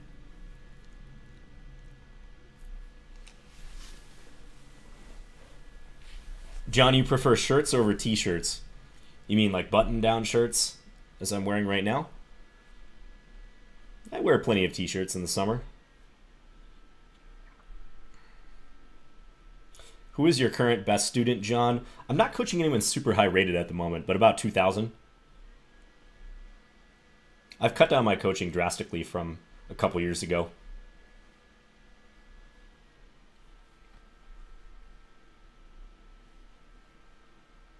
Oh, wow. White's got to be careful they don't flag here. They got down to 1 second just a moment ago.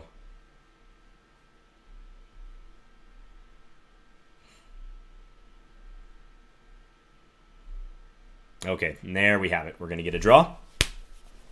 Round 8 coming up. 8 of 10. Let's do this. I'd like to get into the positive category. Chessatour. NM Chessatour. Okay, so he must be the lowest rated 4. I got paired up. Does that mean I'm the highest rated 3.5? That's a little surprising.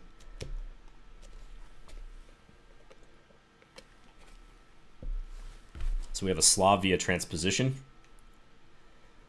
Tempted to take that pawn. I think I'm gonna take it.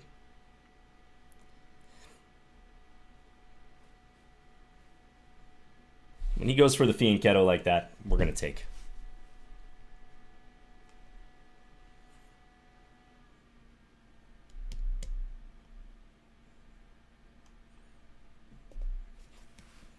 He's debating what to do about that.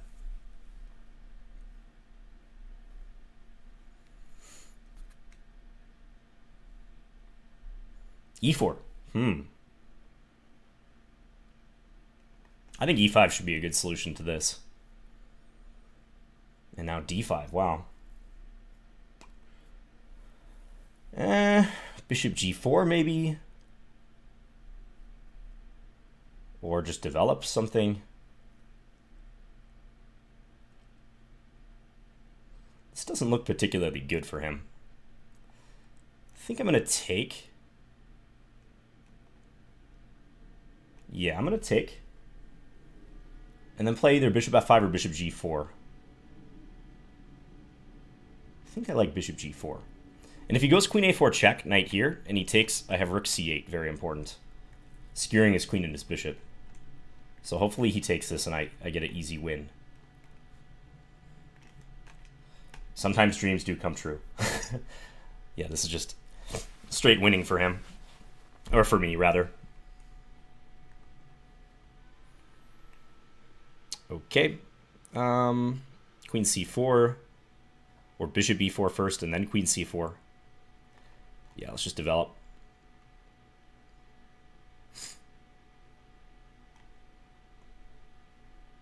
Up a queen for a rook, purely.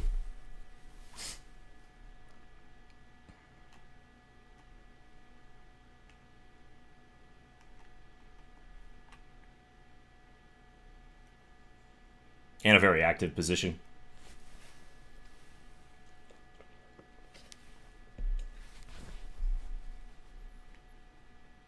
I could take c3, take d5 for one thing. I can just castle. Yeah, so he's sort of undeveloping his pieces. I think bishop d3 should be plenty good here.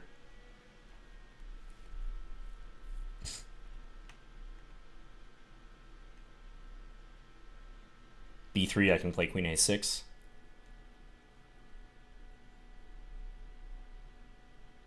Queen takes c3 is flashy, but probably not as good.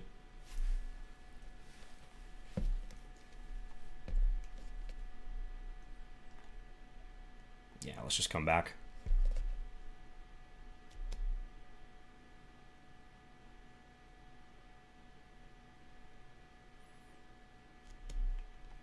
Just castle, rook c8 coming. The problem for him is he can't really even coordinate here either. It's very tough. Now knight e4 looks devastating. If take, I have rook takes c1. Okay, so a blunder in the opening by him, thanks to this rook c8 move, but I think this line is suspicious. I think if you're going to play this way with g3, you got to play knight f3 and then just castle and play it like a gambit. Trying to take over the center like that is, I think, too greedy, because e5 is often a good reaction to that move. If he takes, you can trade queens and then play knight in, and you're attacking both of these. And I think here black is better. All right, so let me put up MVL's game. Oh, Hikaru is playing MVL. We're going to keep an eye on this. I'll be right back, guys. I just got to use the bathroom. 2 more rounds left.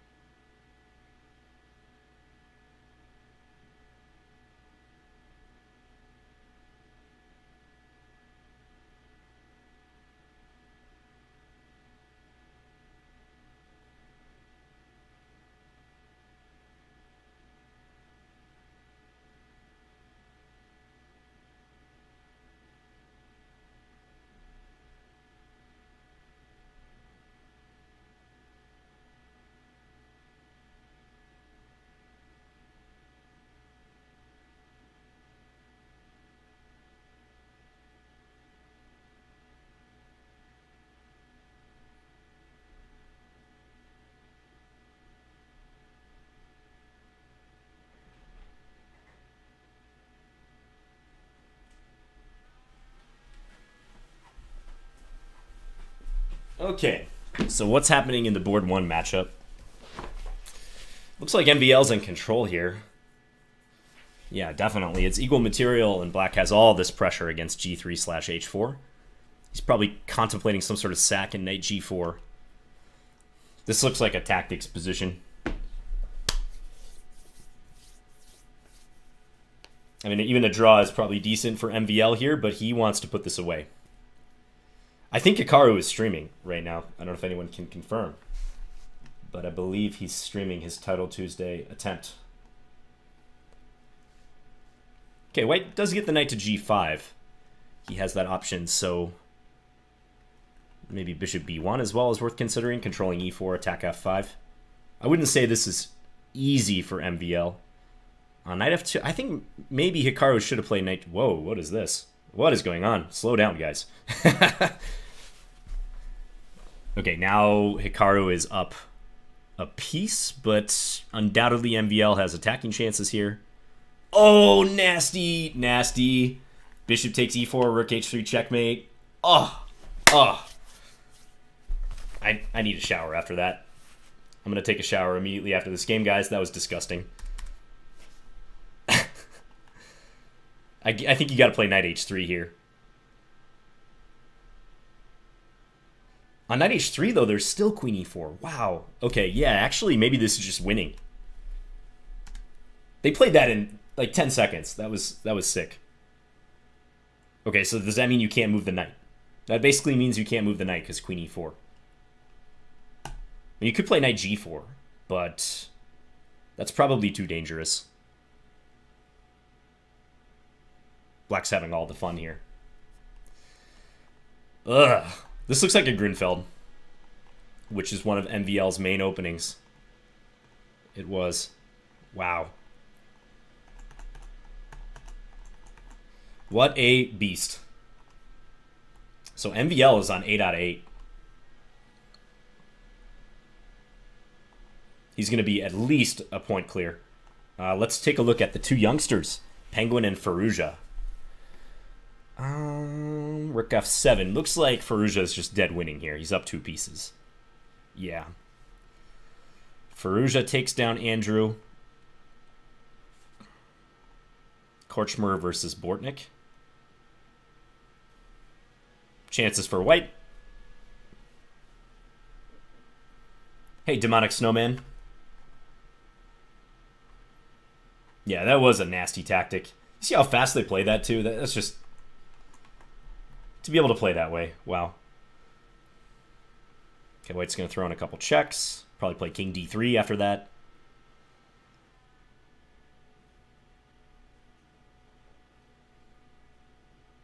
Ah, actually, white can win the rook. Check and check here.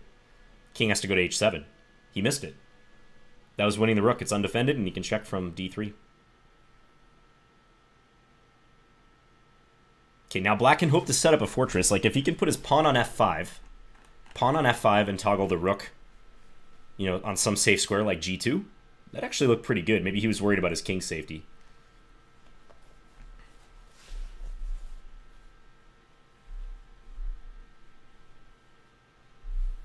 Thanks to the mods in the chat today, Zazumas. Appreciate it. I'm sure Chess Bay, if she's around, is very busy with all the streamers today. Fight Calmly says Nakamura can't concentrate because there's someone snoring in his room. h6. Now white's threatening this move. This looks very bad for black. I actually think white could have played queen f6 on the last move. Might have been better. Yeah, I'm not completely sure white's going to win this, because f6 is always possible. Korchmer has missed some chances here, for sure. I mean, how does white make progress? Okay, you can't take this pawn. That's important because of this. Ah, he's threatening queen f8. He's threatening queen f8. That is a pretty big threat. Okay, now it's looking like he will win. Doesn't have a whole lot of time. Be careful. Don't blunder your queen. Tense. Okay, now black's going to set up a new perimeter here with bishop e6. Black's going to be super passive, but they're guarding the G7 square.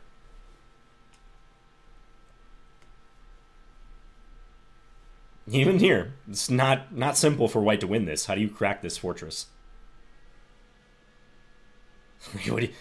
Yeah, black's just holding out on the light squares. And it's pretty easy to play for black. Just rook back and forth between G6 and G8. There's nothing to it. So white's got to, on the other hand, try to play fast and come up with something. He's going to put his king on H4, but I don't see how that helps, really. I mean, even if he gets to king to H5, I don't see what that does.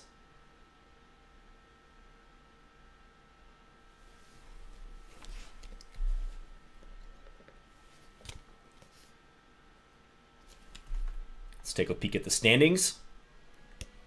Yep.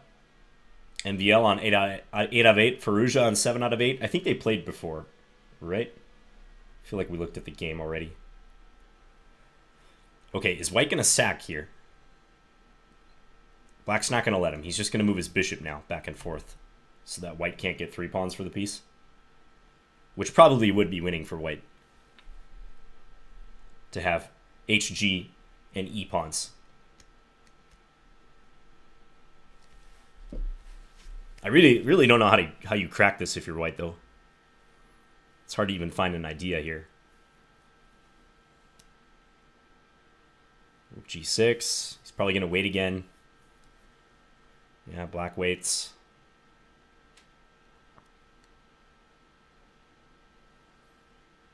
I mean, this is a must-win game for both players, really, but I think you'll see white trying for a while.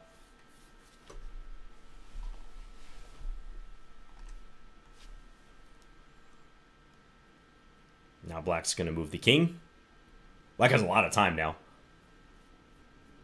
Just don't take the G-pawn prematurely. Queen F6 check was possible there. Chessy bus. I think white just missed mate in 38. Shades of Carlson Caruana.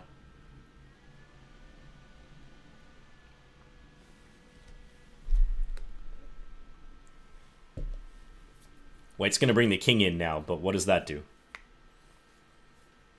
Is there any fresh danger with that? I don't really see. I mean, how does that help? Just rook G8 here? Or yeah, move the bishop.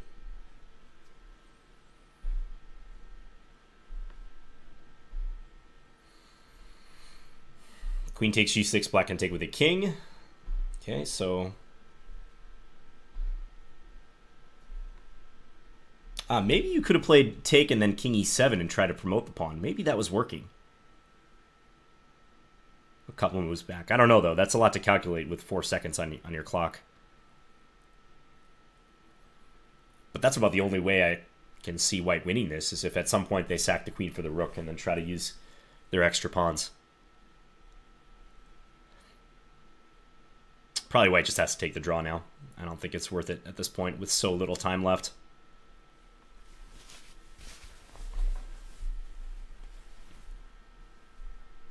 They'll be on 6.5 out of 8. There's quite a few people, so you still have a chance to get in the top 3.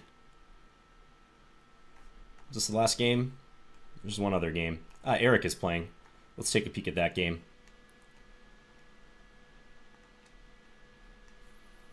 So Eric is trying to defend here with the knight and the rook against the queen. Definitely looks like a draw. If you're white, just make sure you don't blunder your queen. White has less time.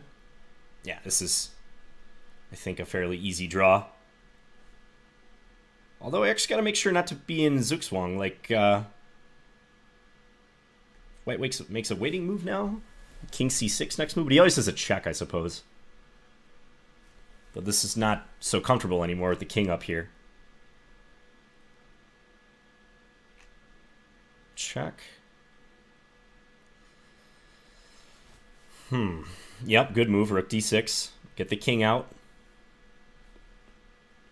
Yeah, definitely helps to have the king off the back rank. Probably knight D8 now. Okay, he's just going to wait. Yeah, I think Eric's going to hold this. He looks good.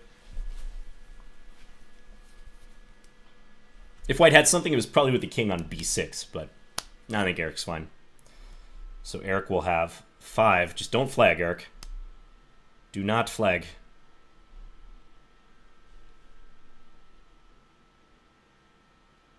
He's trying for some trickery, like bring the king into a7.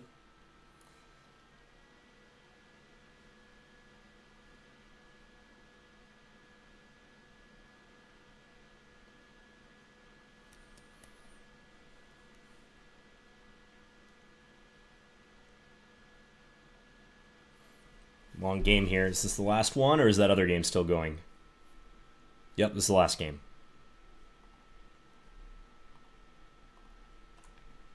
Korchmer, unclear if he drew or not. He did draw. Yeah, they did make a draw in that game.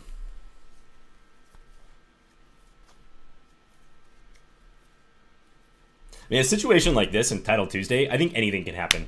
I would not be surprised if Eric somehow won this guy's queen with a knight fork or a skewer or something. Or one of the sides flagged. Okay, drawn by 50 move rule. All right, last 2 rounds, guys. Around 8 of 10. Playing biostatistician. Stick with d4. Yeah, this is the guy who beat Zirk. So this is a good player, it seems to me. Very resourceful.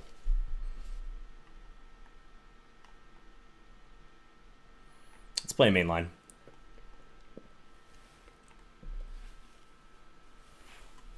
Play at knight ge2. A knight ge2 same-ish. I'm a fan of this variation.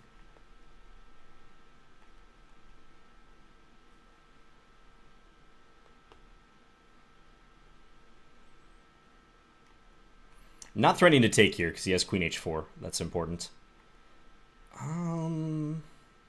It's inviting knight f4, which is interesting.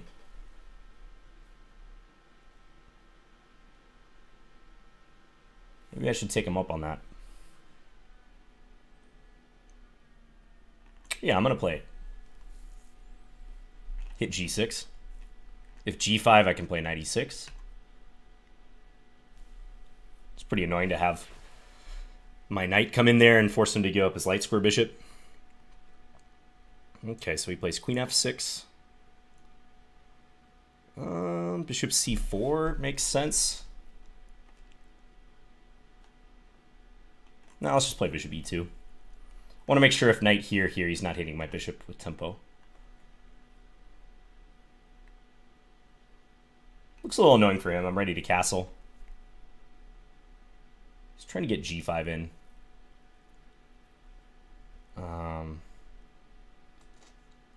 Feels like I can sack something and get some momentum going.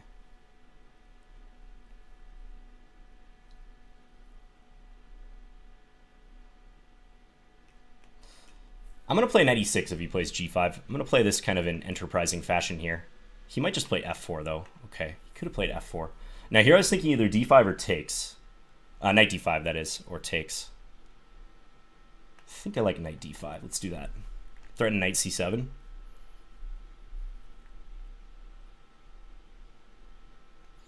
Bishop c4 also in the air. Looks like a pretty good gambit.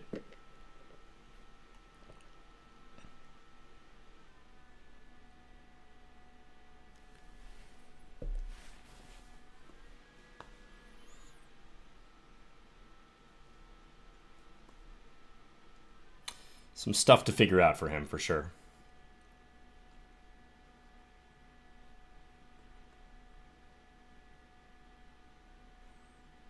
Maybe queen.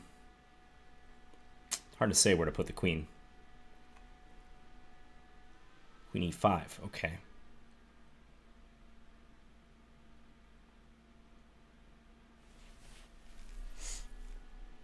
Bishop c4.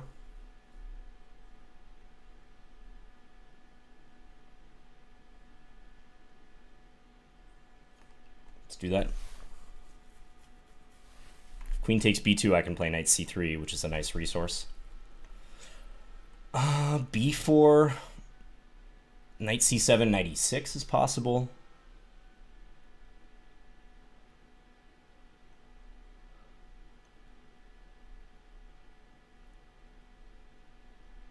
That looks pretty nice with the two bishops.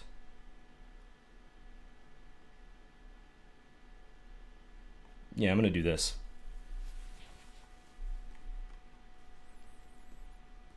F4 was a candidate move too. There's a lot of stuff I could have done there, but I want to get rid of this dark square bishop and try to open the position.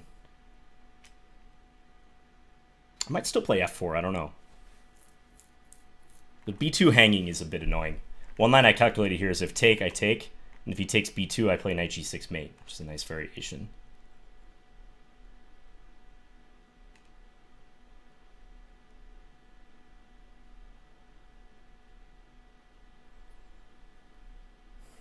I can take and play B4 too. There's a lot of stuff here.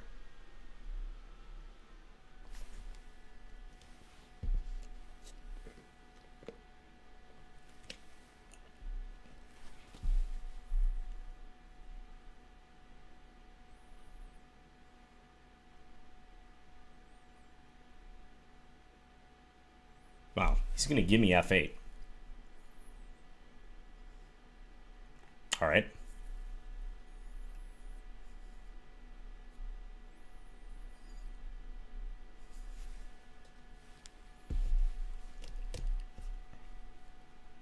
I mean, he has a pawn for it. Probably knight takes F8. Do I take F5 here? Probably.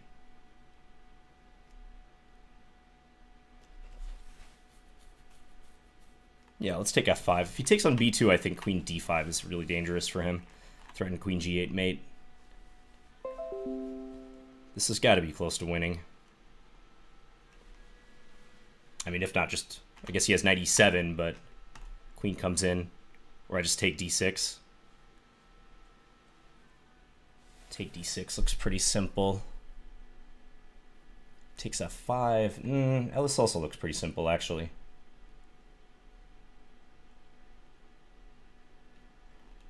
What to do here?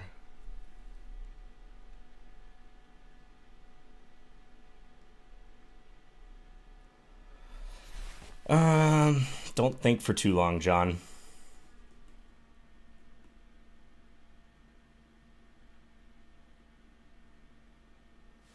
If I take there, he takes his bishop D4 at the end. That's annoying.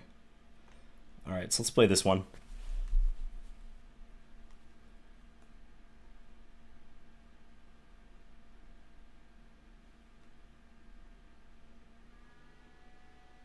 Comes back with the queen. Okay.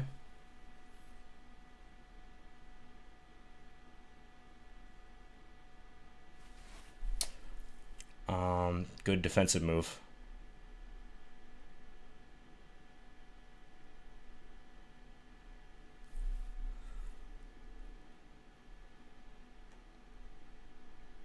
Try to keep pieces on board here. I don't have much time though.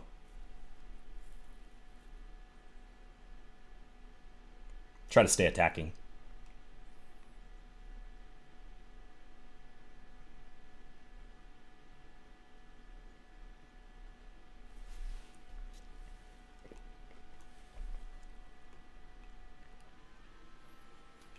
That rook is not yet hanging because he has knight c6. So let's just do this.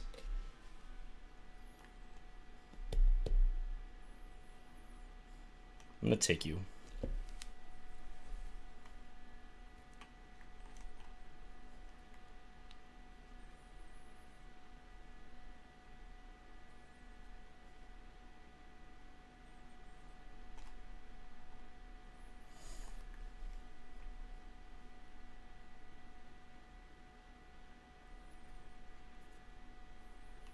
This still looks very good for me. A lot of pressure.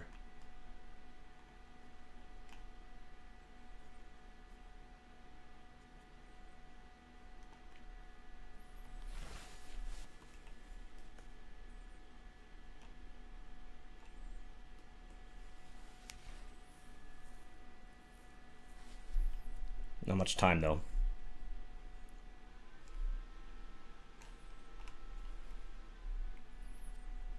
Just gonna try to coordinate now. Rook e6 would have been good there. Still looks nice.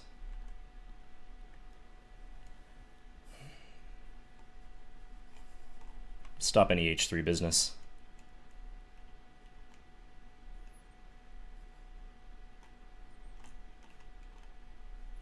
Now he's blundering.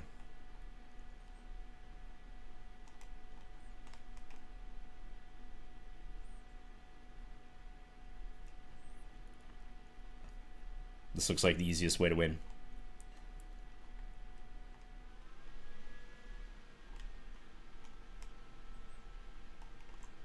Take his pawn next.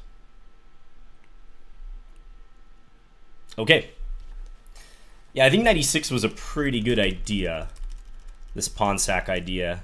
Or, sorry, yeah, 96 here. Give up the pawn. I probably had a better way to play this. I don't exactly know what. Maybe bishop c4 isn't best.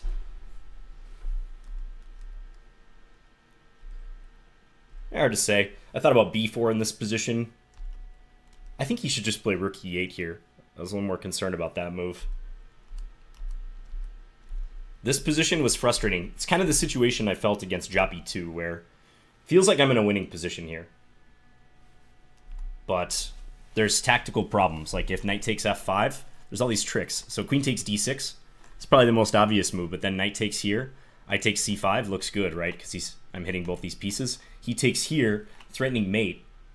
And if I take, very importantly, he can play bishop d4 at the end. And I lose. Skewer. So there's just these annoying tactical tricks. I think he panicked a little bit when he played b5. He started giving away some of his pawns. I almost wanted to play queen b8 here, but he has knight c6 to defend. Just a nice defensive move. Hit my queen, attack the rook. Okay, let's pull up another game here. Wow, MVL is playing an FM in round 9 of this tournament, despite having an 8 out of 8 score. So this player's playing out of their mind. This will probably be a draw, if I had to guess. Well, okay, now MVL has 2 passed pawns. This may not be a draw anymore. Black's going to win h5.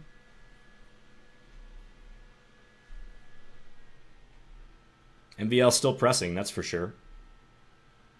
Check and bishop c6. Okay, so king a6. How do you win this, though? Bishop f7? Or bishop h5, yeah. Okay, MVL is just going to go for the draw. Yeah, he'll easily accomplish the draw here, I think. White has a blockade, too, on the pawns. Yeah, they're just going to shake hands here. So a pretty good result for MVL. I'm sure he wanted to win that because he's playing FM, but he'll be in very good position still. A point clear probably going into the last round, so ensuring at least a tie for first.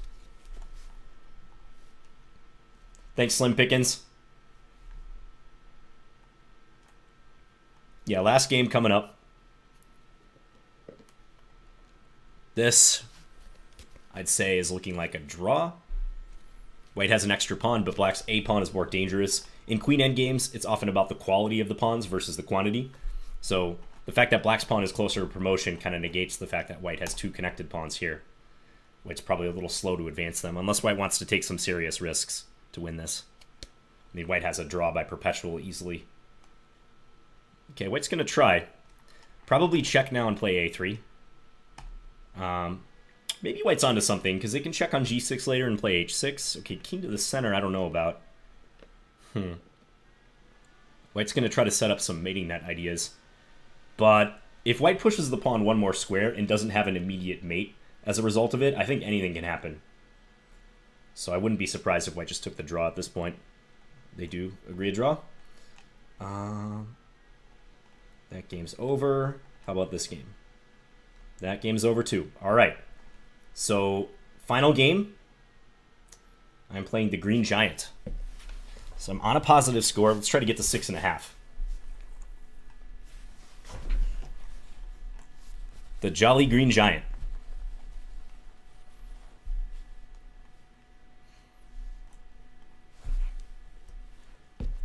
Oh, the exchange Slav. Bummer. The brutal exchange Slav in the final game. Thanks, Saxy90.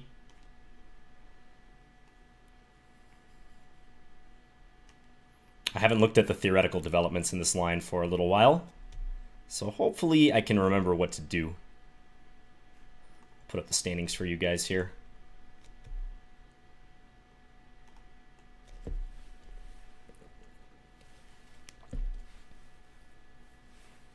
Hopefully I have some recollection how to play this. Knight f3 I think is the move. Knight h5 at that point.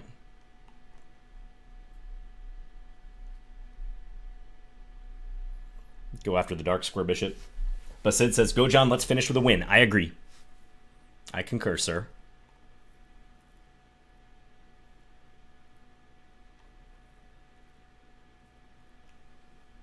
Let's do it. Okay.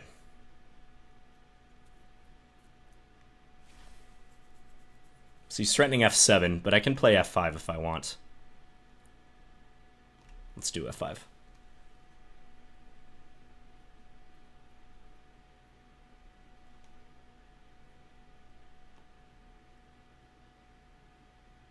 I'll play bishop g7. Playing pretty aggressively with my pawns over here, but as long as he doesn't have g4 type ideas to hurt me, I think I'm good. g4 I think I can take, even though it's opening this diagonal. I don't think he can land a punch. So I wouldn't be surprised if he just, yeah, jumped into e5, something like that.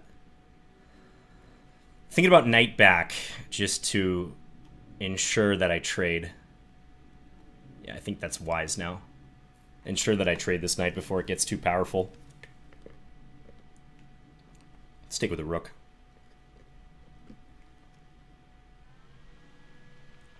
Queen out of the way. It's castle. My knight's a little far from the action on g7, but I have made some progress over here.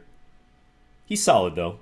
I mean, he hasn't done anything to weaken his structure. Okay, f4, interesting. I can take and play maybe queen b6, play for activity.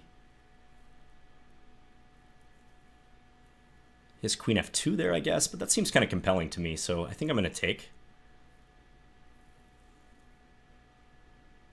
Yeah, queen b6 looks good. See, I think he has to play this move. And then maybe knight h5 to f6, something like that. I would like to reposition my knight. I'd like to crank up the pressure here, but it's not really working yet. Yeah, let's just improve this guy while he's sort of forced to waste some time castling. Now this is a threat. So I might succeed in getting my knight to this awesome e4 square. Ooh, did he just blunder? I think he did. I'm going to take d4 next move. It's probably has to play queen g3 now. I can also take b2 and then take on d4 next. That's a little more greedy because he has h3. Yeah, I may not want to open the position that much. I think just bank this pawn. And then queen g7 or king h8, perhaps. Yeah, I'm just going to play queen g7. I guess bishop b5, but I take on c3 then. Okay, that's important. I didn't see that at first. I had to make sure that bishop b5 is not working for him.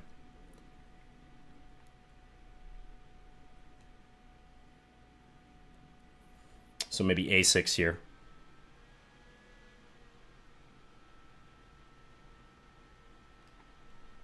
Yeah, that looks like a helpful move.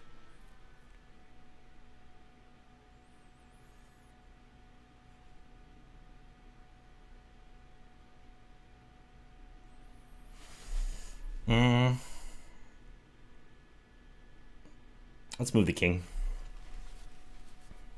I don't think he's up to anything with the rook doubling. I've got this very well protected. Ah, he has knight takes d5. As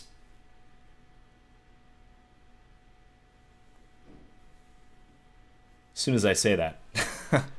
Knight takes d5.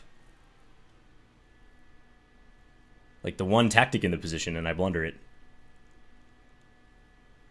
I mean, I can play for an attack here, but I don't know about that.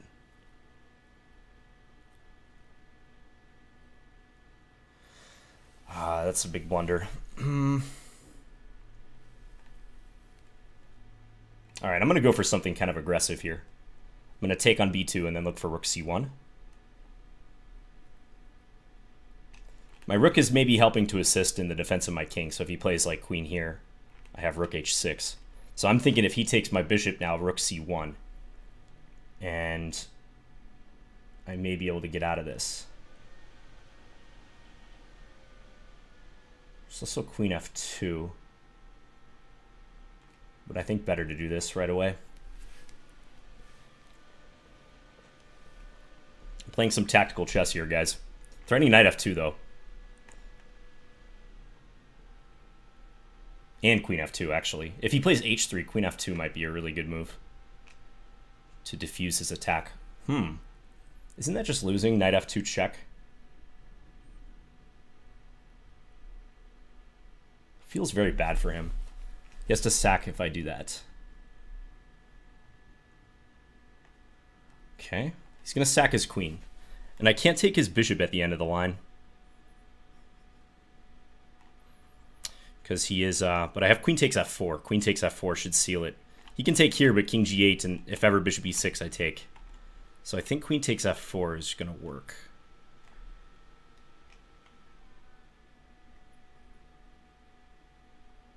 Yeah, and he's got back rank problems, and he's got coordination issues. Okay, let's mate.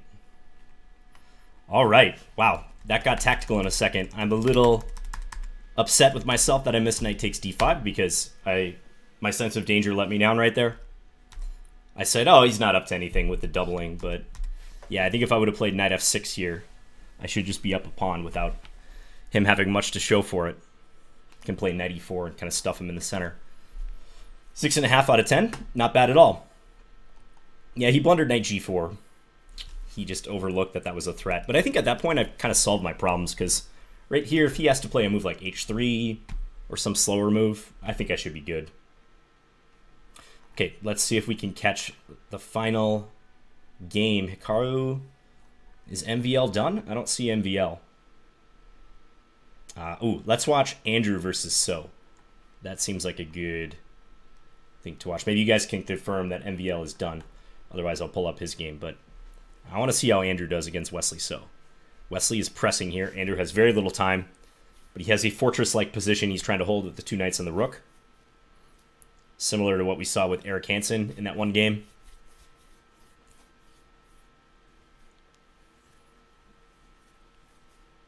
MVL has 9 out of 10. Okay, so MVL must have drawn his last game.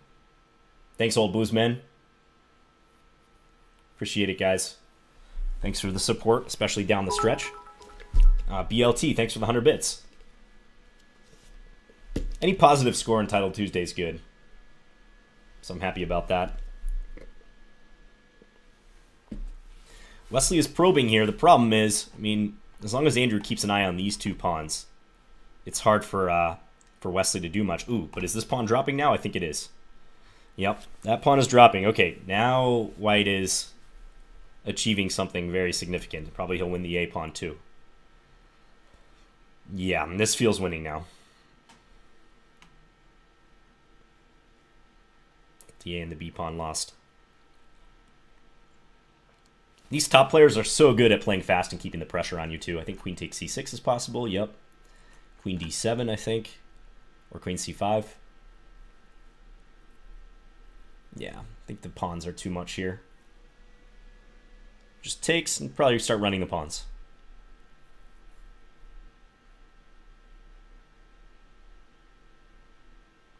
And you can play that because if check and take the pawn, they lose e3. Knowing Andrew will win this on time. Not so, Birdpotzer. Not with the increment. No way. Okay, let's check another game. Rant Chess Mood versus GK Chess Tiger. Gatakomsky versus Hrant Melkumian. Melkumian definitely pressing here. He wants to pick off that pawn on f7.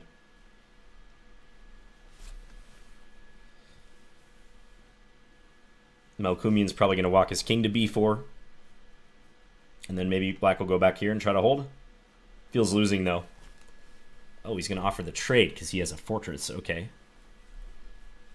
Oh, this fortress is kind of tough to break down. Black is perfectly positioned on the light squares.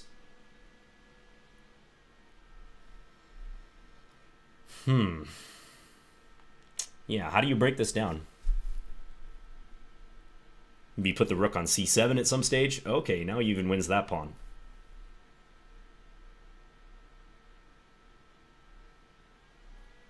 Still some difficulties. Yeah, he's going to win F... Well, he might not win F7. Maybe he will. Yeah, now rook F7. Or rook A7, rather, is a big threat. I think black messed that up. He'd like to play bishop B7 there, but yeah, if he has to do this, this is... Yeah, it's rook B8, I guess. Rook G8. And if rook A8, you can take it. So there... that might be winning. Yeah. Threaten this with promotion. And if king B6, you promote and defend the rook at the same time. I think that's it. Yep. So Malkumian gets to 8 out of 10. That's a really good score. Who else do we have here? Let's watch Parhamov's game. These black knights look so intimidating. Parhamov's trying to save a draw here. Looks like he'll succeed in that. It's kind of awkward for black. Maybe bishop G2. Can't ever take there because black is promoting. Yeah, this looks like a draw.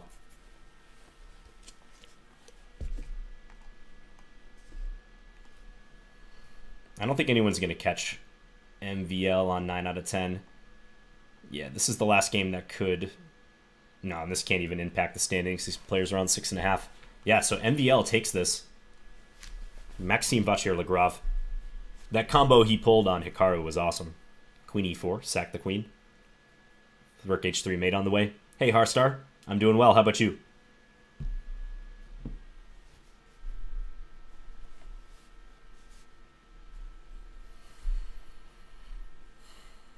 Unclear who's trying to win this here. I think probably Parhamov, but he doesn't get anything for a win. Whoa, rook takes H3, F1 queen. I guess that's working for black. Don't flag.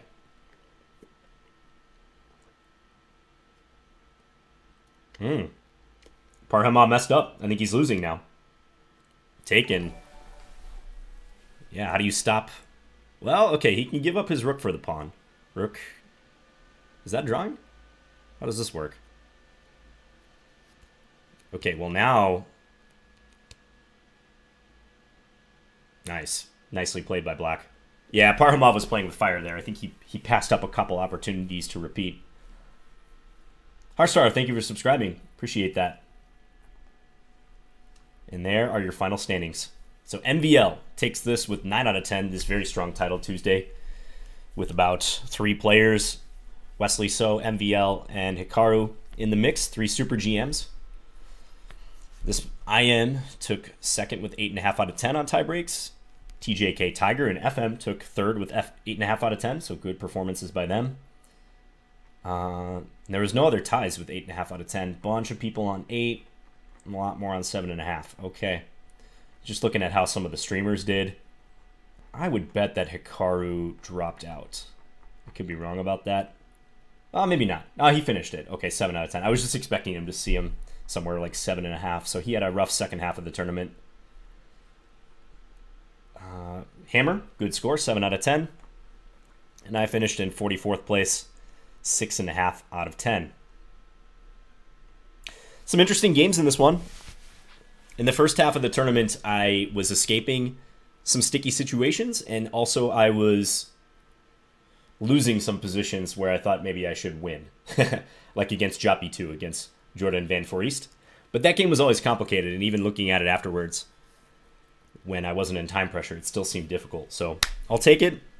I'll also post this to YouTube if you want to watch it there. We'll upload that right now. Thank you, everyone, for tuning in. Congrats to MVL. Thanks to chess.com for staging Title Tuesday, as always, first Tuesday of the month. I'll be back with the January version in 2019. Thanks, Clanger. Appreciate everyone who came out and donated, subscribed, just watched. Views are always good, so thank you guys. Hope everyone's doing well with their chess and in their life. Yeah, thank you, Blade Master. Thanks, Chessy Bus. Thanks, Will Riker. Thanks, Good Golf. Polymacize, my pleasure, thank you. Thanks, Cretaceous Knights. So, enjoy everyone, and I'll be back again soon. I'll see you guys later. Bye.